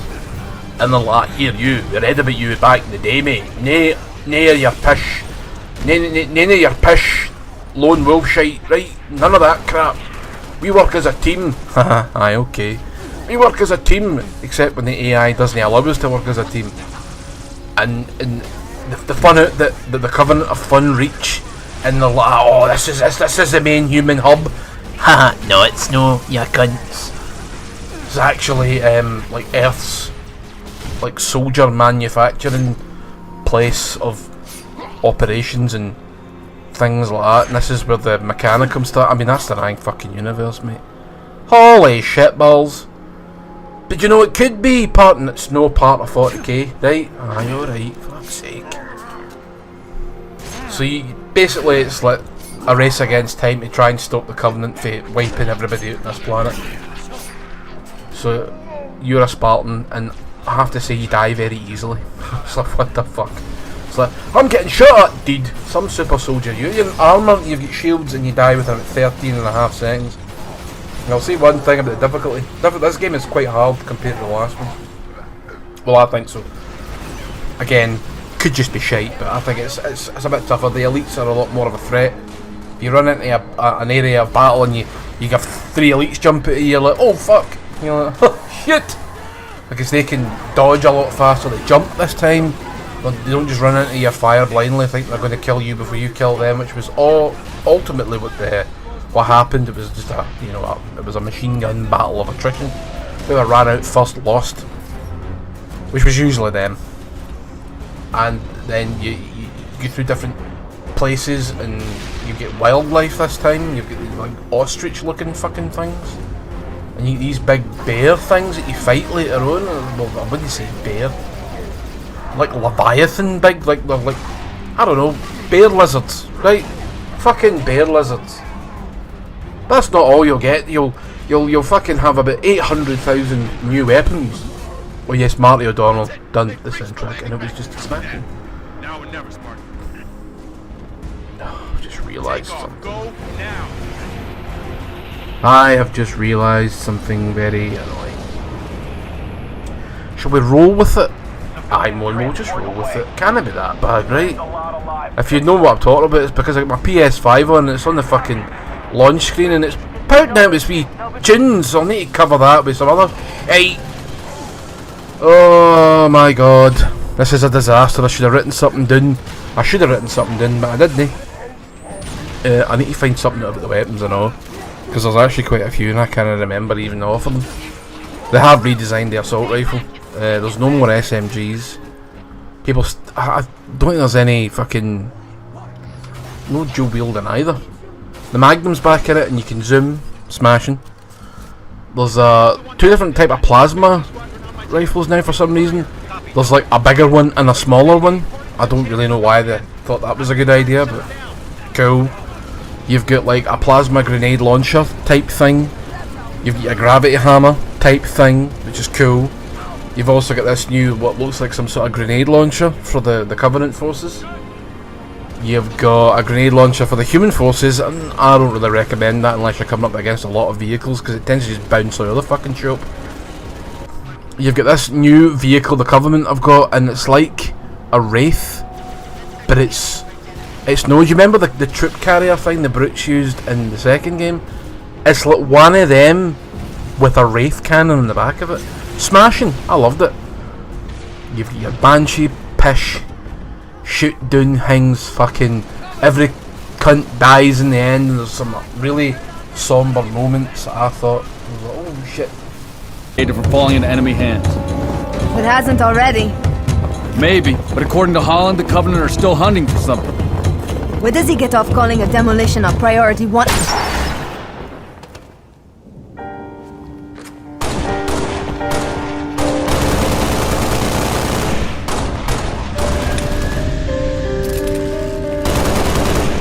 Come on, get in! Let's go, come on!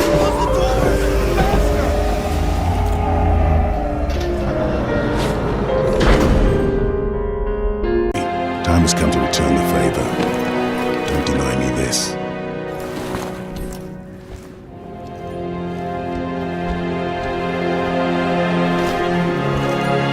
Tell him to make it count.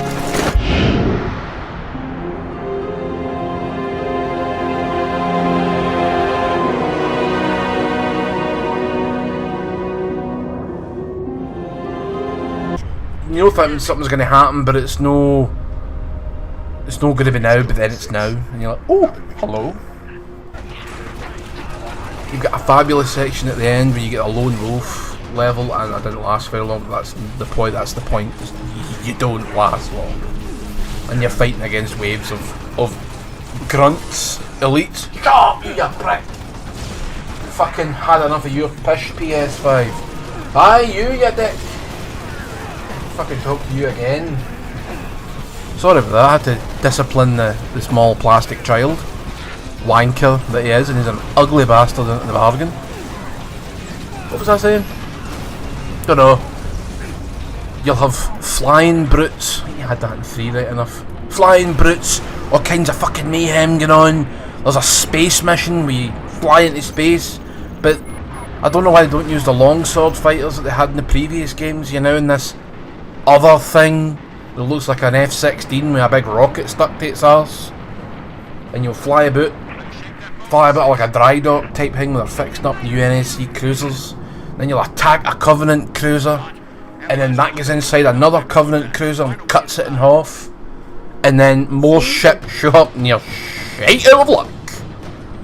A lot of nice set piece moments. It's a brilliant game. I can't gush about it enough, but I can try. You've also got assassination things, like where if you're good enough to sneak up behind somebody and no alert them, you can get a wee animation where you stab them in the head. That's lovely. I really like that. It's a really, really nice HD remaster as well. Again, it's not got a physical version. You'll have to buy the Xbox 360 version if you must have that disc. And you can play it in backwards compatibility, but I don't think it's this version, because the Halo Reach backwards compatibility version came out before this one. This was released probably months or a year afterwards or so, something like that. It's good though. I mean, it's no matter how you get to play the game, it's well worth diving into, I think. Especially on a roasting Saturday night, you can actually feel the heat off the bombs, and that's just the sun coming in through your fucking window. I really don't like summer. Fuck summer. I want winter back now. This is why I go back to Skyrim every fucking 5 minutes, because it's cold looking. I just go, I'm just going to pretend now I'm freezing. What a walloper I am. So there's loads of new things. There's a bevy of new things in this game, and a bevy of improvements as well. Gameplay improvements. Although I do still maintain that I've made it slightly too hard in some areas. But you can always slap it in easy. I still managed to finish it in normal.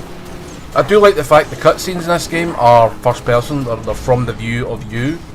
And you can customise your armour if you've got enough points to buy anything that's good, and it'll appear in the actual campaign. So that's quite sweet. Although I didn't bother for this one. This is just a bog standard armour pieces that I got, bog standard colours. I couldn't bother with all that shit. And then the game's over, and it's straight into Halo Combat Evolved.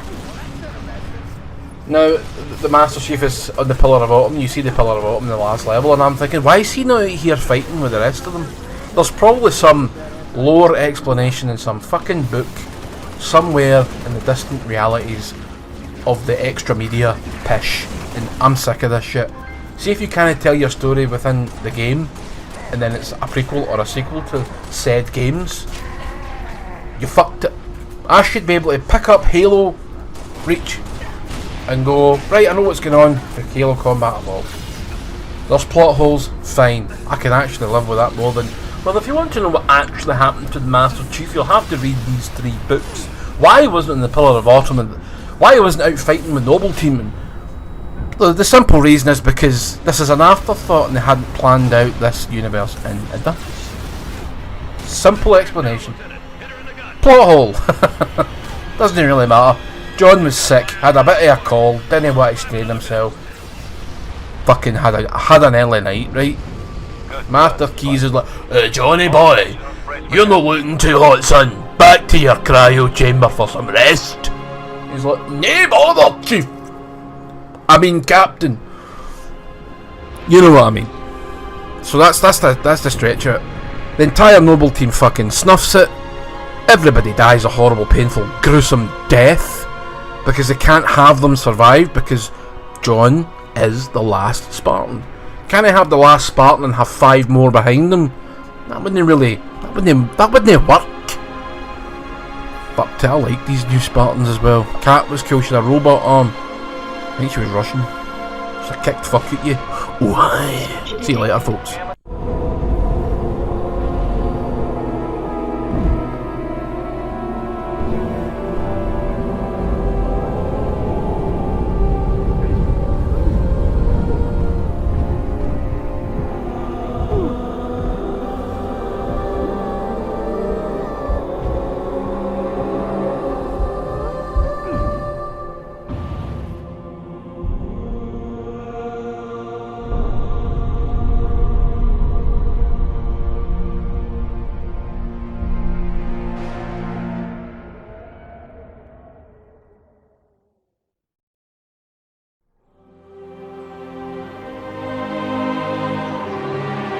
It didn't take long for Reach to fall.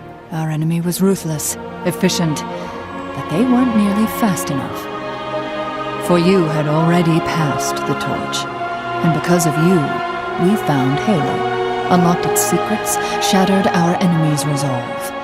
Our victory, your victory, was so close, I wish you could have lived to see it. But you belong to Reach. Your body, your armor, all burned and turned to glass. Everything. Except your courage. That you gave to us. And with it, we can rebuild.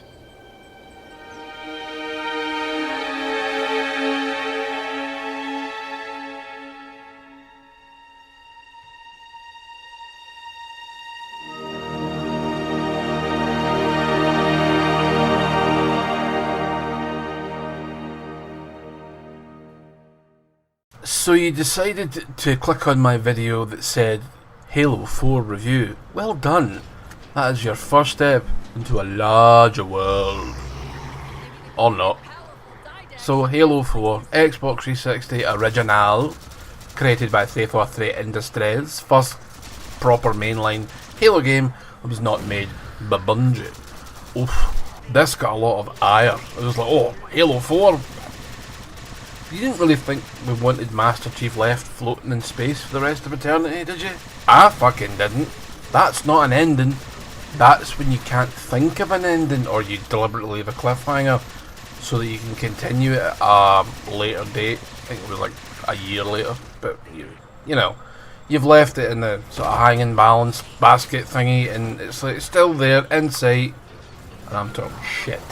And I think it's safe to say that there'll be spoilers in this video, okay? Hefty, game ruining, story explaining, well maybe not explaining, but revealing, that's the one, story revealing content. Not that there really is much of a story, but hey ho. I do often prefer a simple tale when it comes to video games, unless it's narrative based, in which case that better be on point, because really that's all you have.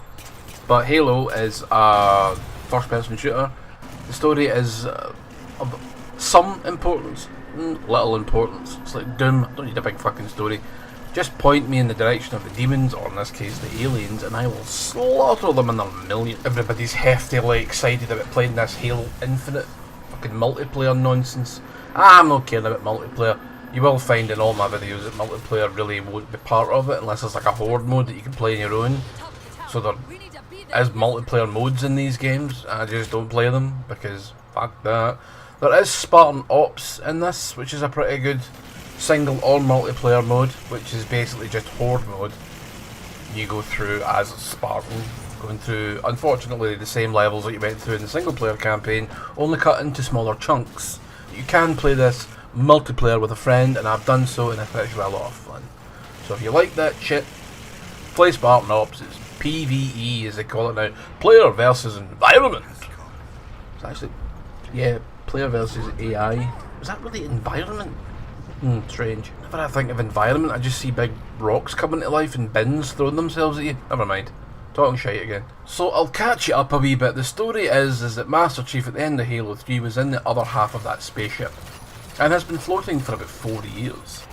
Then he gets awakened because they fly directly into the orbit of a Forerunner planet called Requiem, and it's a really weird planet. It's like a big Death Star or a Star Killer base type thing. It's this fucking metal planet thing but there's still rocks and for it. It's weird. It's just a weird thing.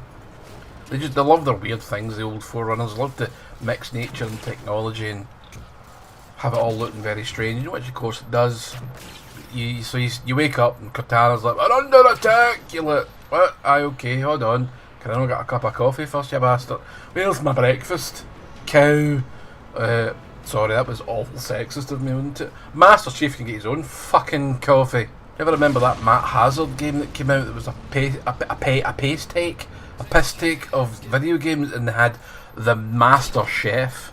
Oh, that's hilarious, isn't it? Pity he didn't have one here now, so before he fights the newly realigned Covenant forces, is like, well, okay. Master Chief even mentions this. It's like, weren't we at peace with these bastards? There must be an offshoot. Aye, okay, whatever. What happened to them? Yeah. basically we want the game to be like Halo, you know, have familiar Halo enemies. And a lot of the things from like sort of the difficulty of the elites have made it into Reach, which I quite like.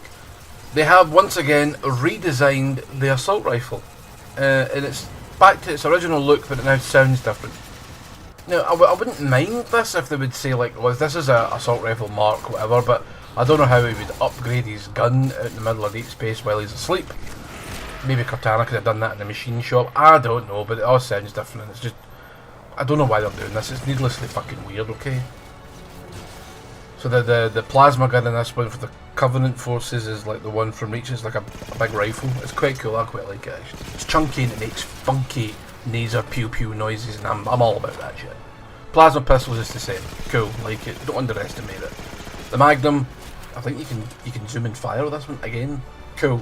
Something from Reach. Kinda feels like a Reach overhaul this game. A lot of the animations are similar from when you kill the elites. They sort of stagger and fall over. It's kind of funny actually. Looks like they've been killed and they slip on some soap and then, or ice, whatever, or you know, oil, whatever you want them to slip on. Jizz, if you like. And I don't know what it is about the grunts, but they're fat wee bastards now. Have you noticed they'll be wee chunky fuckers that they've been on the fucking roids? What kind of? Well, they're like fish. So what would fish eat their own? I don't know. Chicken, perhaps? So like these wee fat tubby things, the jackals are back, there's different variations of the jackals. The new enemy type is the Prometheans. The Prometheans are like a machine race devised by this twat on Requiem. It turns out the planet's a prison for the Didact. The Forerunner Didact, and you get to see what a Forerunner looks like without any masks or helmets. They're ugly bastards. Now, and here's where the game kind of falls apart with the story a wee bit.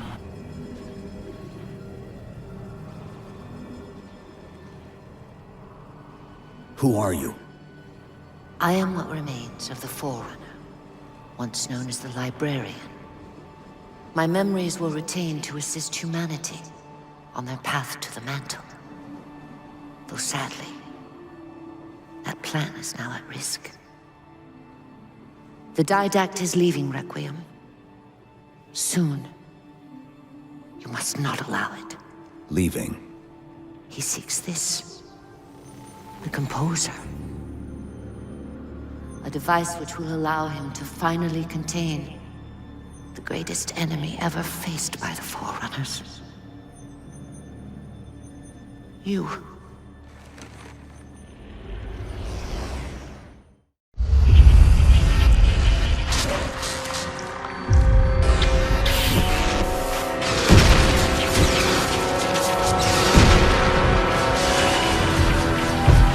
Mankind spread into the stars with an unexpected, desperate violence. Entire systems fell before the Didact's warrior servants rose to halt the aggression.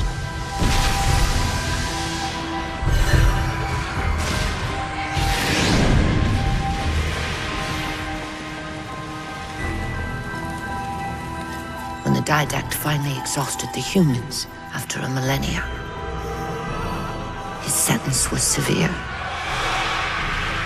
We had no way of knowing that the Forerunners were not your only enemy.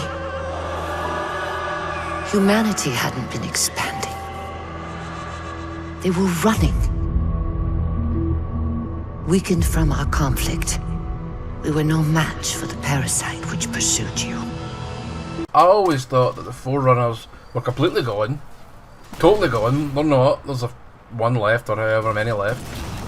And the humans were the offshoot of the genetic offspring, if you will, of genetic mutation of a Forerunner sent to Earth, because I'm sure they send people to Earth at some point. So I'm really confused at what the story is now. And it turns out the Didact has been putting humans inside these giant Promethean knights. And they're alright to fight against. They're not as annoying as a Flood. There is no Flood in this thing. Fuck. You've got wee crawlers things that are like wee dugs. You've got the Promethean Knights who can spawn wee drone flying thingies that will repair them. So kill them first.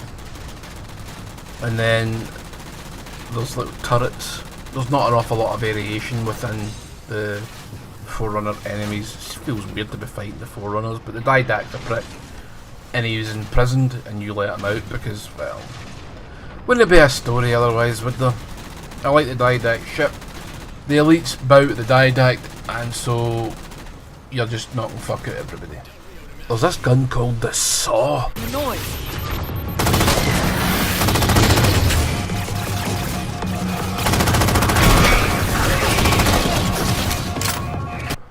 And it's fucking brilliant. It's like a Rambo gun. It looks very sort of modern actually, which is the bizarre thing about the 343 games. There's some guns that just look a little bit too modern. Saw is one of them. It just looks like a big like white M60 with a drum barrel, which is it's cool. It's a great gun for crowd control. You just and then we're all dead, and then you run out of bullets really quickly. So yeah, redesigned the Banshee, but I think that actually made it into all the other Halo games through the Remaster Collection or the Master Chief Collection. So nothing really to write home about there. The graphics are beautiful though. The graphics in this game are sensational. I don't have a favourite level, and here is the problem with that is a lot of the levels kind of look the same. There is a desert level in which I had a huge fucking glitch. It was a massive glitch, a monster glitch, a restart the level kind of from the beginning glitch. You know, not good at all.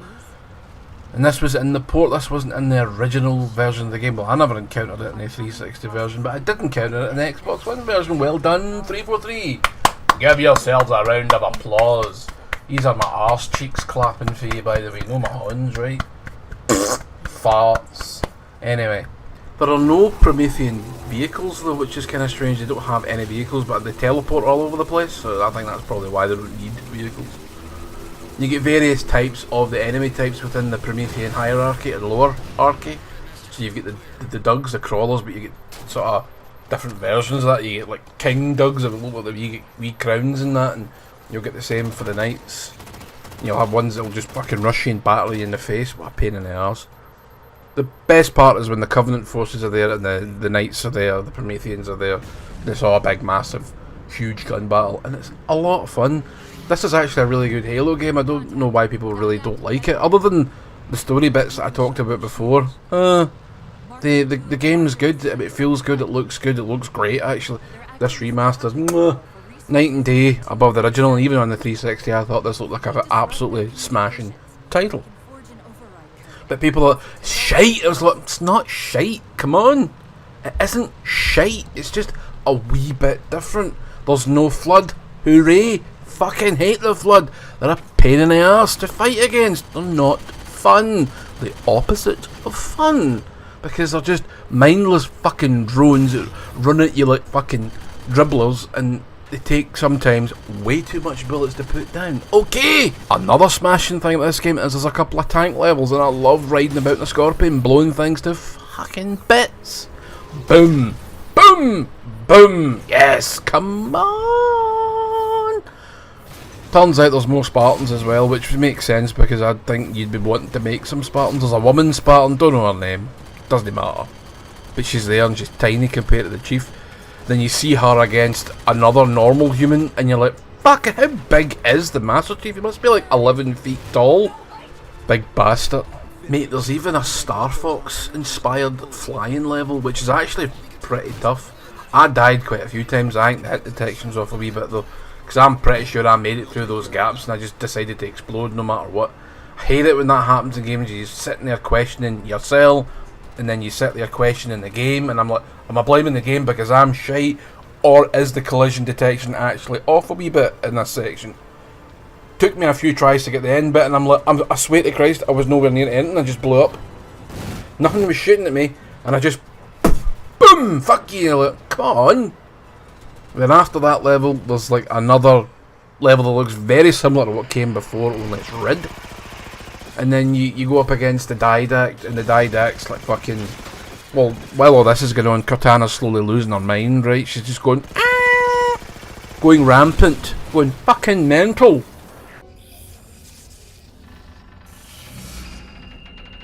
not allow you to leave this planet! Cortana. I didn't mean to. I didn't mean to do that. Commander Lasky.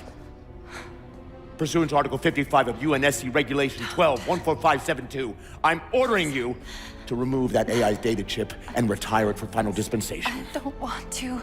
You don't want me to. Remove the chip now, Commander. Please. I don't want to. Give me that chip.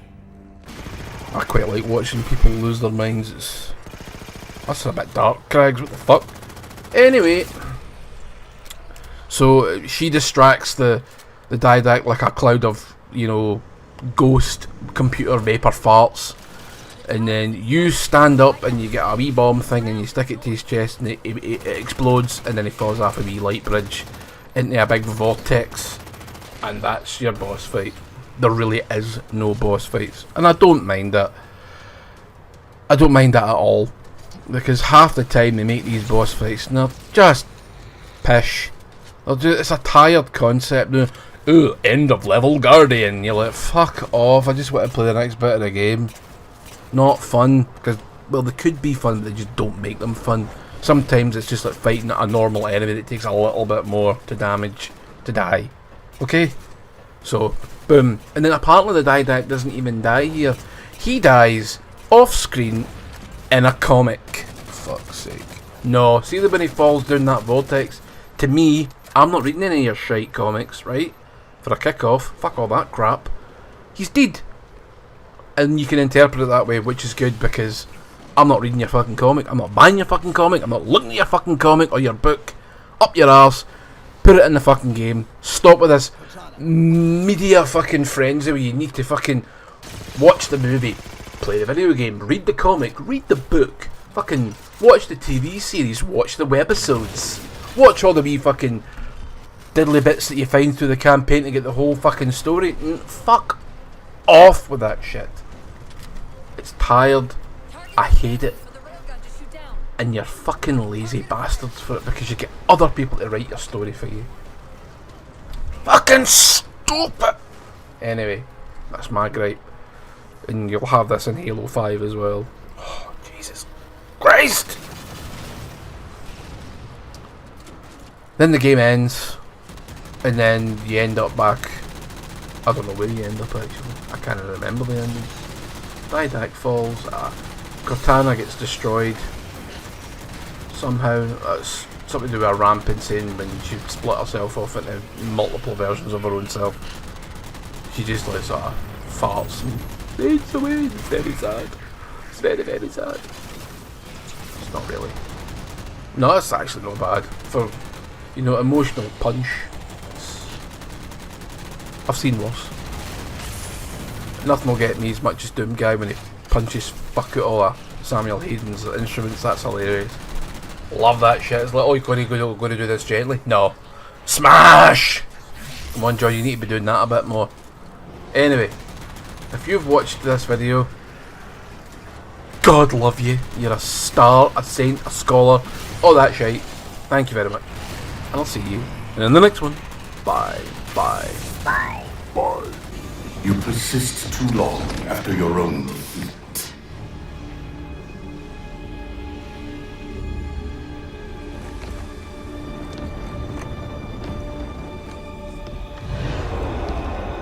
Come then, warrior. Have your resolution.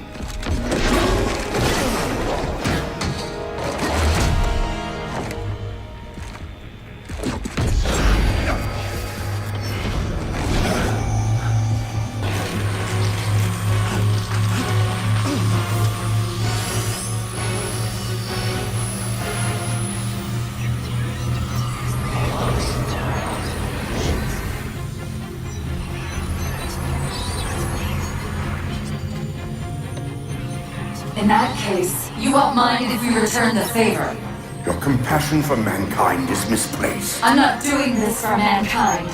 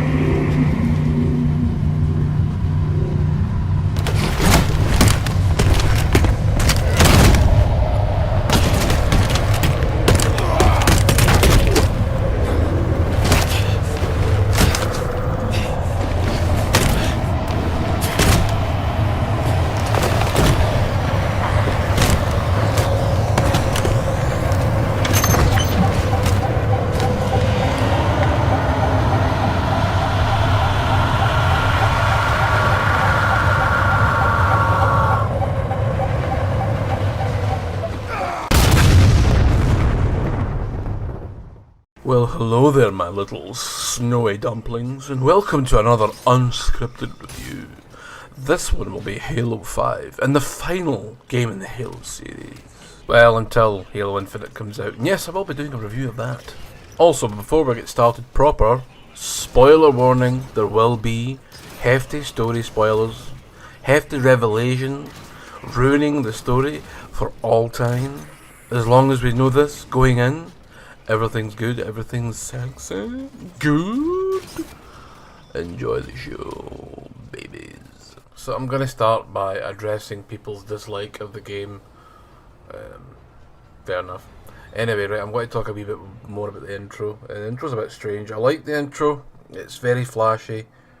There's parts of it, the setup's fine, the first few minutes. They're going to rescue Halsey on this planet of ice and Jobby. And it's set up like a kind of like a Call of Duty, actually, only with, you know, Spartans and mad suits, and everybody's in different coloured suits, which I think is a bit strange. It's meant to be part of a military. Why would everybody have a personalised colour? So you can go, oh, there's that prick, boom. Oh, the leader's in blue, everybody else is in different colours. Oh, pop. Thought it was really strange. You'd think they'd all be in green, or they'd all be in just like generic Spartan uniform type armour like Master Chief. I'm pretty sure they just mass produced that. Seems a bit strange, but never mind. Oh, the female Spartans that I was in for, I think her name's Palmer or something like that. Just a wee aside. Anyway, I'm going to let you watch the sort of second half of the final part of this intro, which is, it's cool looking, but it's very Power Rangers 1990s cartoon. It's a wee bit detached from what I sort of expect from a Halo game, but I still quite liked it. It just seemed a little over the top, like, you know, like you get a really awesome gritty action movie and then Michael Bay makes a sequel. This is kind of what this is like. It's a bit strange, but anyway, we'll talk a wee bit more after the fact.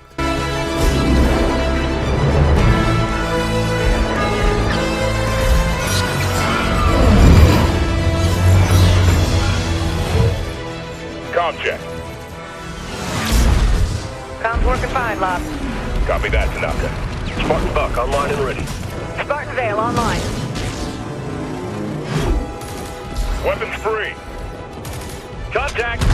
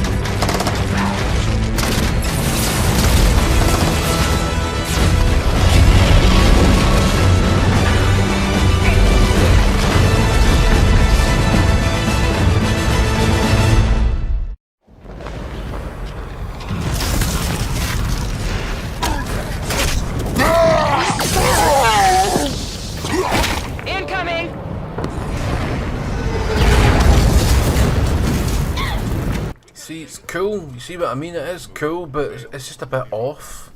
It's not very fitting a Halo, I don't think. Even though I know we've seen Master Chief fling himself out of spaceships and he's literally crash landed on Earth from space and survived.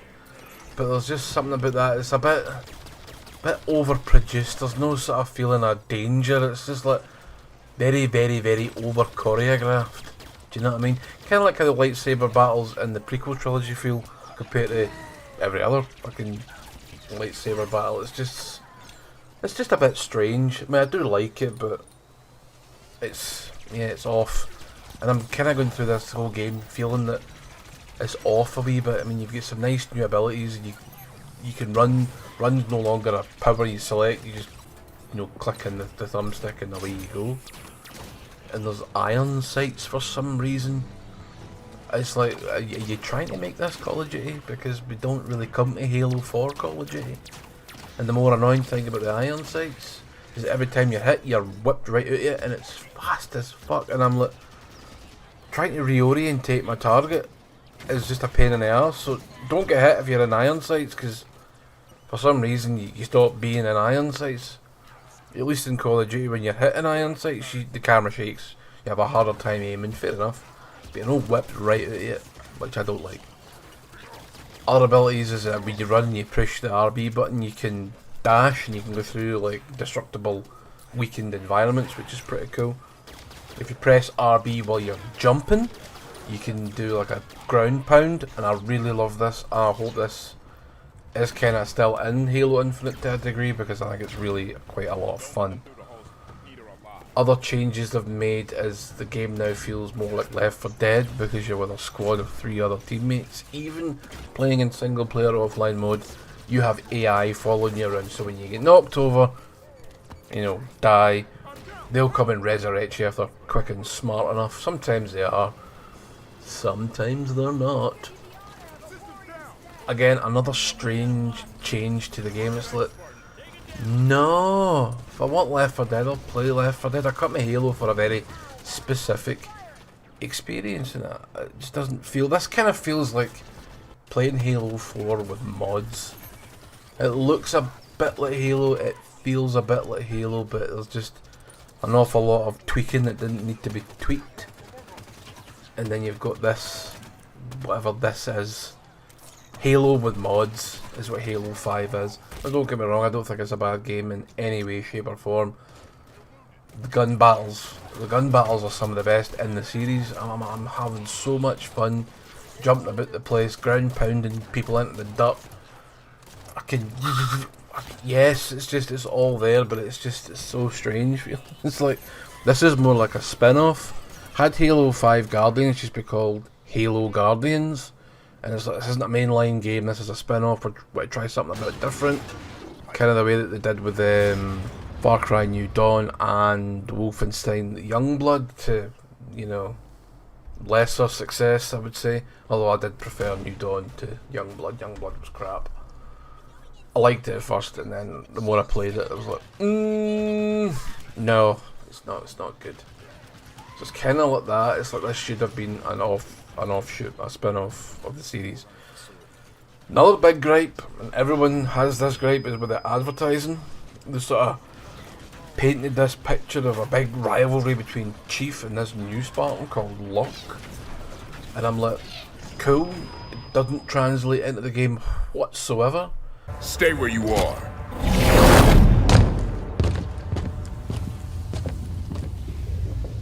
"117, stand down. Sir, you are absent without leave. This is your one chance to come home peacefully. Blue team, stand down. I have a job to do. Cortana's our concern now, sir. Like hell she is.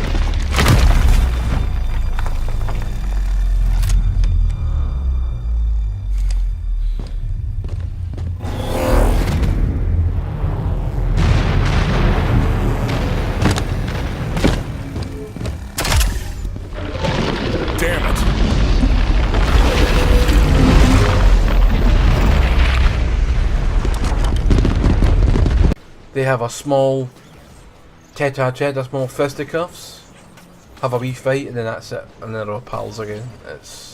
Yeah, it's strange. This split campaign thing's no good. People didn't like it when it happened in Halo 2, and people don't like it now, especially when the first mission isn't Master Chief, it's fucking Locke and his crew.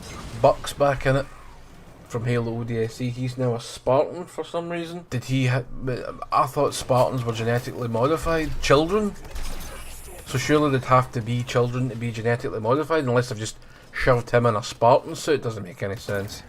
I don't know the lore behind that either. It's probably in some fucking comic somewhere, some book, some other piece of media that yes, we went over that in Halo 4, didn't we? Fucking pile of shite. Here's another gripe coming your way, Fast and Furious. Oh Jesus, don't say Fast and Furious. They went to space in a car with rockets strapped to it. Didn't realise that, you know, normal sports cars were space worthy. Anyway, is that a lot of the cutscenes I've been finding that, like, some of them could have been gameplay.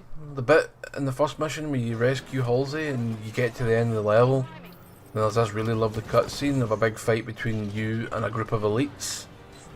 Could have been in the game. That could have been a boss fight. Could have been something a bit more interesting. They made the elites look like clumsy. I mean, they make the elites look like clumsy bastards through the entire game. It's like, how stupid are you?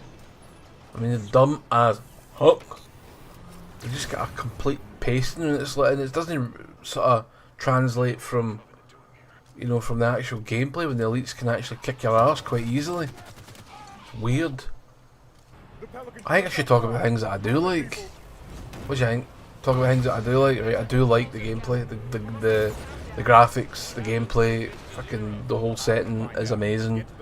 There's new Promethean enemies now that come in various shapes and sizes. There's like more sort of humanoid looking ones. You'll come across a big boss one called the Warden Eternal, and he's basically the reoccurring boss fight through the entire game. I don't really have a problem with this. I know a lot of folk did. Sometimes it's not even really telegraphed as a boss fight. You just turn up at part of a level and you leather him and it fucks off. Then you've got the Guardians. Over there in the ocean! Guardians rising!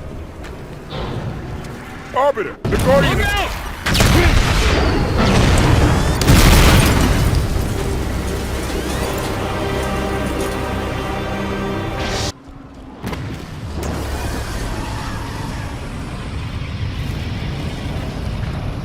It's another one of those.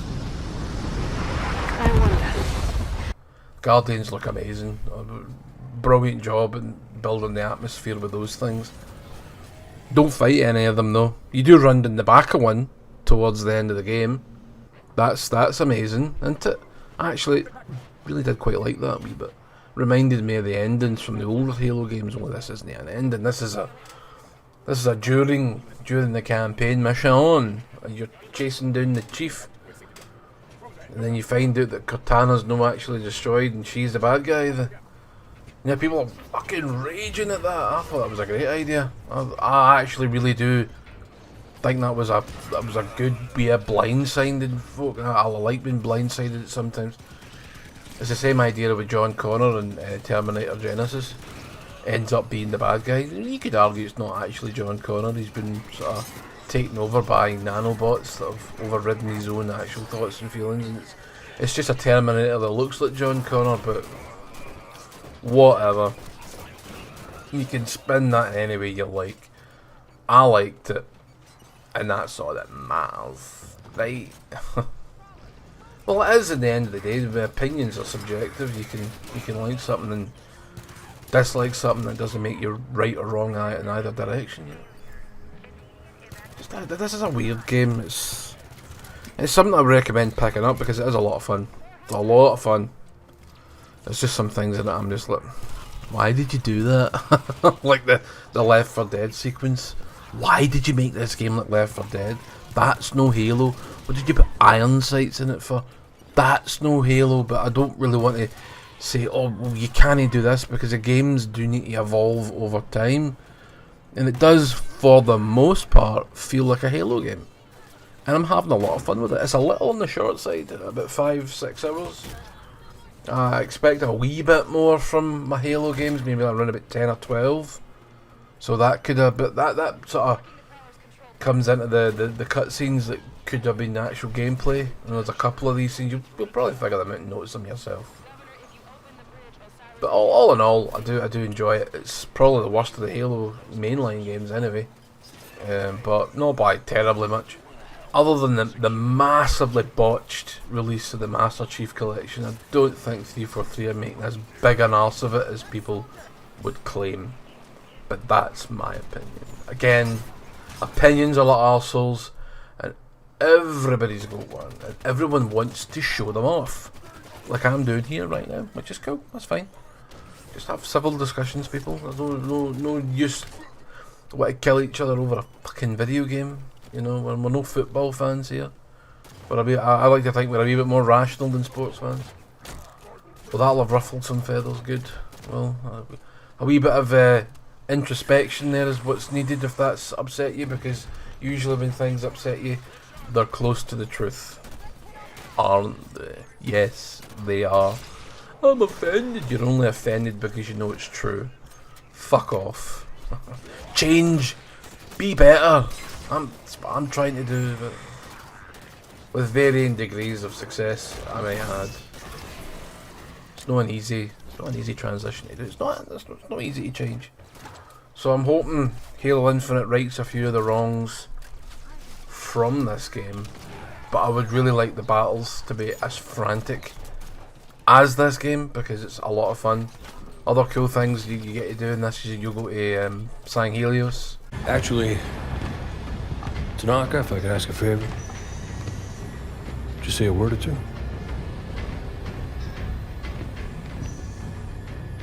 Come a long way together. A long way yet to go. Let's make a good jump like we mean to. And handle fools like we need to. 90 seconds to insertion point. And may buck by the first round when we get back.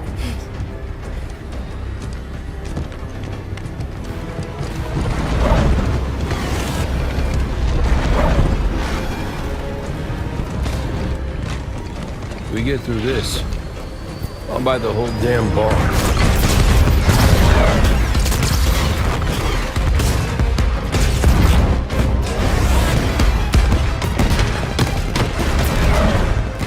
Fire Team Osiris. The light is green.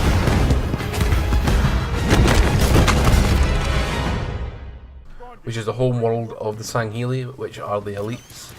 And you'll meet up with Arbiter, and Arbiter's got an awesome fucking energy sword, and it's red, or orange if you prefer. And you'll get to basically destroy what's left of the Covenant. There's a sort of civil war occurring on San Helios. It's basically the elites that want to be free of the Covenant and Covenant sympathizers, and you get to absolutely spank their asses. And then the Prometheans show up and fucking destroy the place. Well, destroy the particular part you're in. Aye, nah, good for the most part. A lot wrong with it. Yep, absolutely, 100% agree. I think you should maybe give it a bit more of an easy time. It's not as bad as you think it is. It's actually quite fun, especially if you can get a co-op game going. Yeah, well, thanks for watching, and I'll see you in the next one. Cheerio. Guardians leave without us. Gotta be some way to... Osiris, get your asses in gear. I'm coming in hot and you best be ready to go. Move!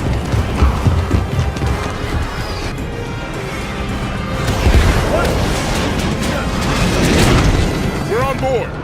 Hang on!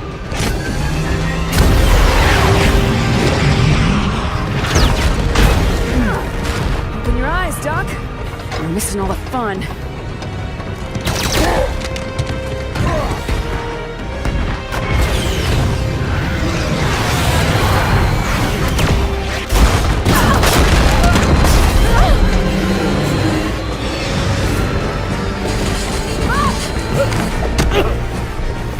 That's twice. Well, we're counting now? Rock, you get one shot.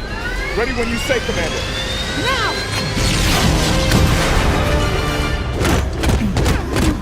All clear.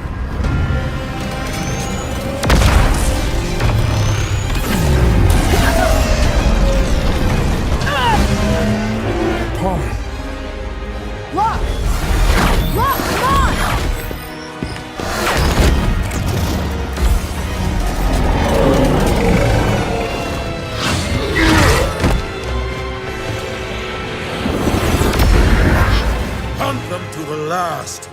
The day we extinguish the Covenant's light.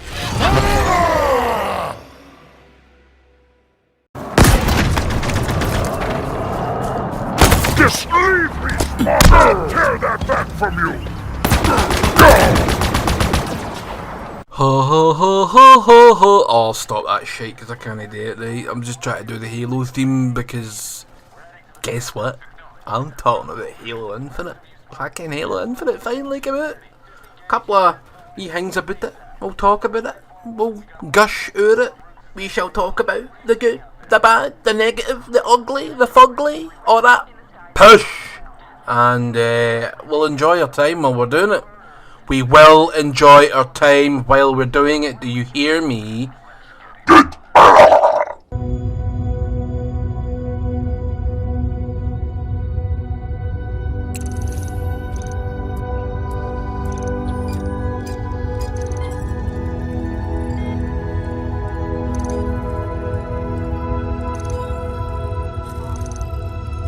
Chief, you still with me? I'm here. Okay, give me a second. I'm coming to get you.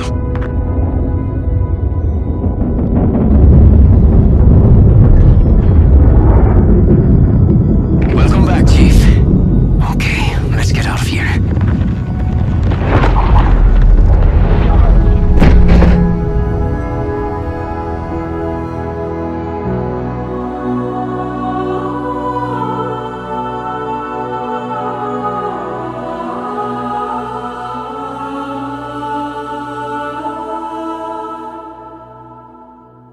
Where shall we start when it comes to Halo Infinite? Well, this is the first Halo Infinite that has been put into an open world space on a Halo, and it is the first Halo to be on a Halo since Halo, what, 3? There was no Halo, and no Halo in 4, no Halo in 5, bar from right at the very end, but that was after the credits. You didn't fight or play or look at a Halo during the game, so this is the first return to Halo that we've had in quite some time. Kind of annoying, actually. I only say that because Halo 5 was a bit drab. Some good ideas, but kind of missed the mark. Still enjoyed it though. But the good thing is, even for all the changes in this game, it still feels like a Halo game. So, yes, that's a plus. I think the gunplay, the combat, has probably been the best it's ever been. They seem to have tinkered with the vehicle controls for the Warthog because I'm now shited it again, so I kind of find the Warthog a wee bit slippery.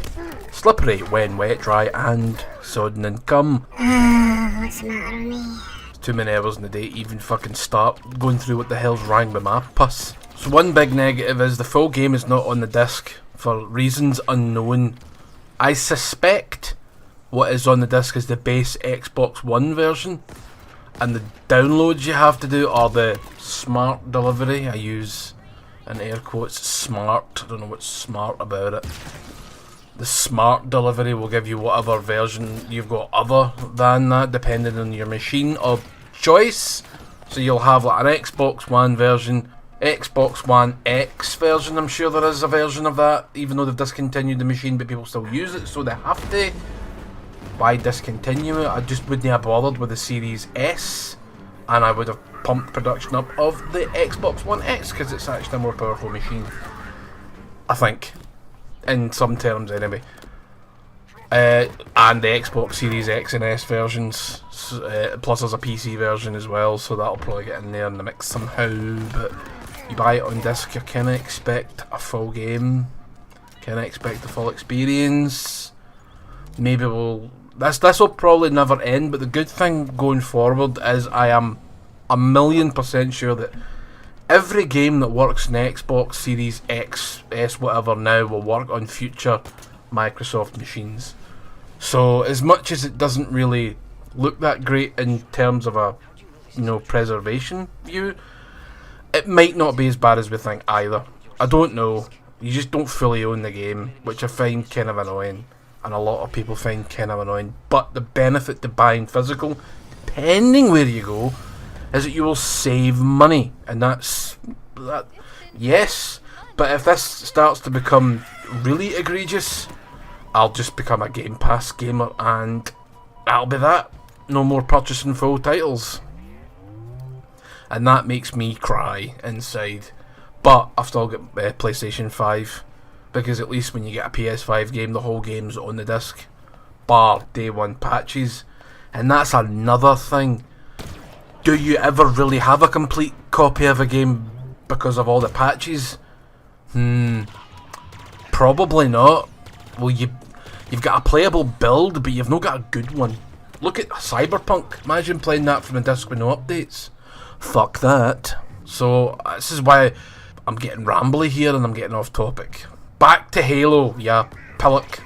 So there are plenty of familiar and new things. Like, I see your Warthogs, your Pelicans, your Marines, and all that. They've upgraded the grunts one-liners. They're funny again. They're just little dicks. Don't underestimate the grunts, because they've killed me a couple of times, and there's been new iterations of them with like power armor and shields, and some of them are carrying guns, like wee goblins you'd get in Golden Axe. Only when you knock these guys over, they drop guns. This isn't Forerunner. It identifies as banished. Can you operate it? In my sleep? Not that I sleep, but... Oh! I don't need to. It's already on its way down. Incoming. But what if it's a friend? It isn't.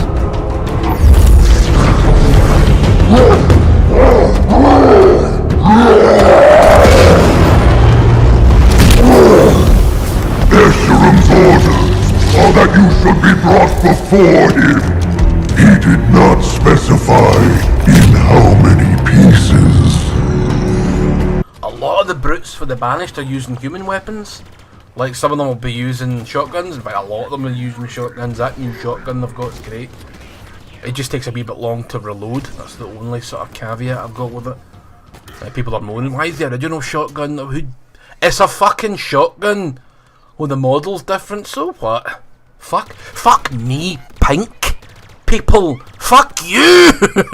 Yeah, silly moany faced cunts that you are, Never gonna be fucking satisfied with anything, are you fucking twats? The open world's beautiful though, mate. It's got a day and night cycle. I actually wasn't expecting that. Not even Dead Island's got a day and night cycle, even though it's an old game, but I'm using that as another open world comparison. It's not completely fully open world, because Halo isn't completely fully open world. I mean, it is, but it isn't.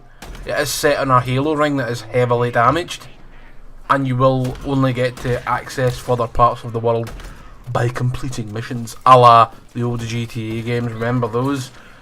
Aye, the definitive of those. I've literally just picked that up today, so I'm gonna give that a bash at some point in the future. You'll get my opinion all three. Apparently they've patched a lot of the shite out though, but anyway.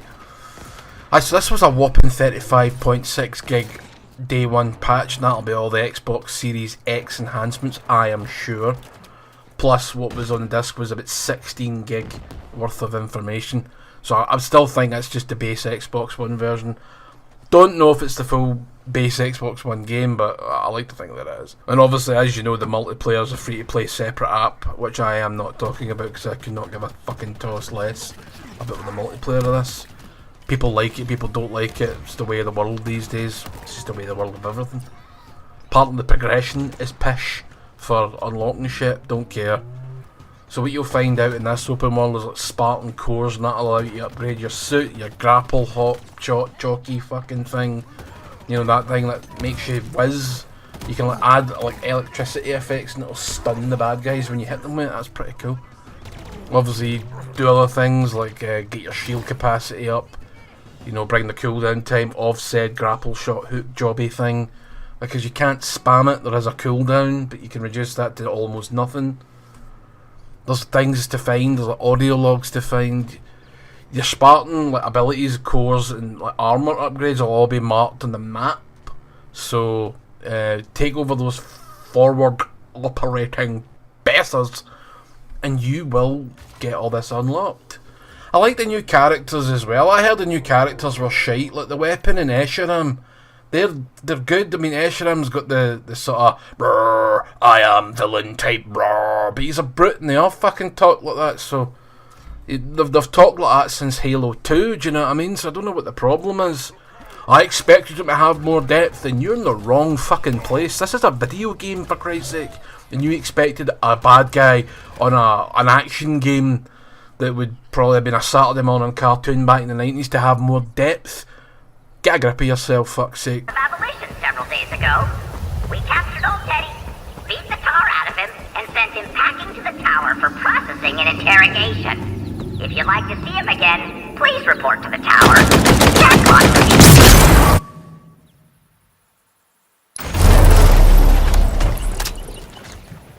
Then you've got the weapon, who is basically Cortana 2.0, because it's the same actress as doing the voice.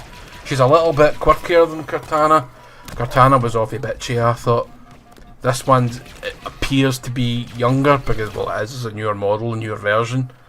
So she's a bit more naive, I suppose. I do like her, though. I mean, she's got clothes on this time.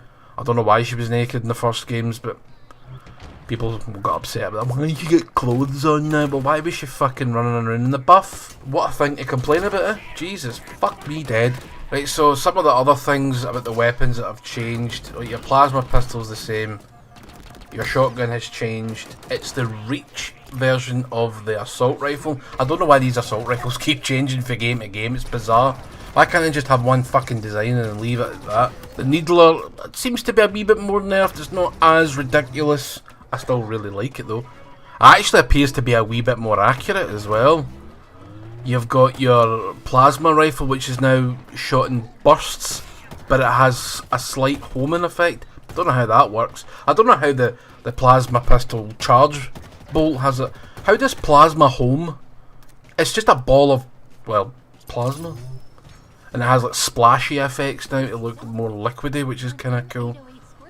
You've got a new sniper rifle. I don't know the names of any of these fucking guns, right? Who cares? So you got a new sniper rifle that the Jackal things will use. I quite like that, actually. There's a new brute gun that's like a spike. It shoots a big massive fucking spike at the people, and it's powerful. It doesn't come with a lot of ammo, but it's fucking good. Like, you can lift off your fucking turrets like you usually could. Fucking sparkle these guys into the middle of the next jobby week, which is very exciting. Come on, it's exciting. It's just the minute-to-minute battles are fucking great. Don't forget to like save your marines whenever you see them, or take over the forward operating bases. That'll give you your valor points. And valor points, what do points lead to? That's right, prizes in the form of guns and vehicles. And at these forward operating bases you can summon them, and the Pelican will drop them. The wee fucking Spanish or Mexican fella doesn't have a name. It's like FO1912 or some pish. He's got a fucking couple of numbers and a couple of letters.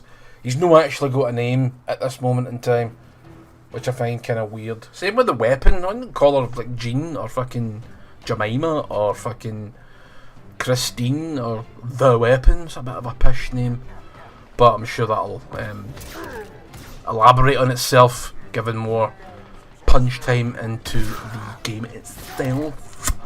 You'll also get like lieutenants to take out, a la Assassin's Creed type, and you'll get a wee dossier of them, and what they drop, and these guys can be quite tough. They're a pain in the arse, but they're good fun. A nice needed addition. This whole game is a nice needed change to the Halo format. Even though it's been done to death by other games, this is a first for Halo, and it fucking needed the change.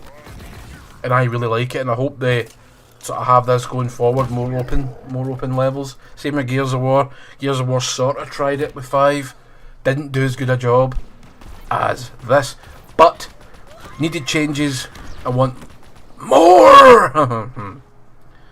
I like a hold mode as well, like firefight. Bring back firefight, that was good fun. Don't like multiplayer, don't like competitive multiplayer because I'm not good enough. I'm too old now. I'm even getting my arse spanked in this game and it's only on normal. Anyway, I like that you can pick up things with the grapple hook and throw them at them. You can even pick up weapons if you can see them. I accidentally picked up a weapon, aimed for a fucking explosive barrel and picked up a gun instead and dropped the one I was using. Died. It wasn't a very good time. It's because I misaimed. I aimed like a fucking old geriatric chimp with no fucking eyes. Or a stormtrooper from Star Wars if you prefer. whatever analogy you want to use. I don't really give a shit. I really like this game. I think you should really like it too. And if you are a Halo fan, it's a no-brainer. If you're not a Halo fan, give it a bash. You can try it in Game Pass before you buy it. Sweet Alabama, and I'll see you all later.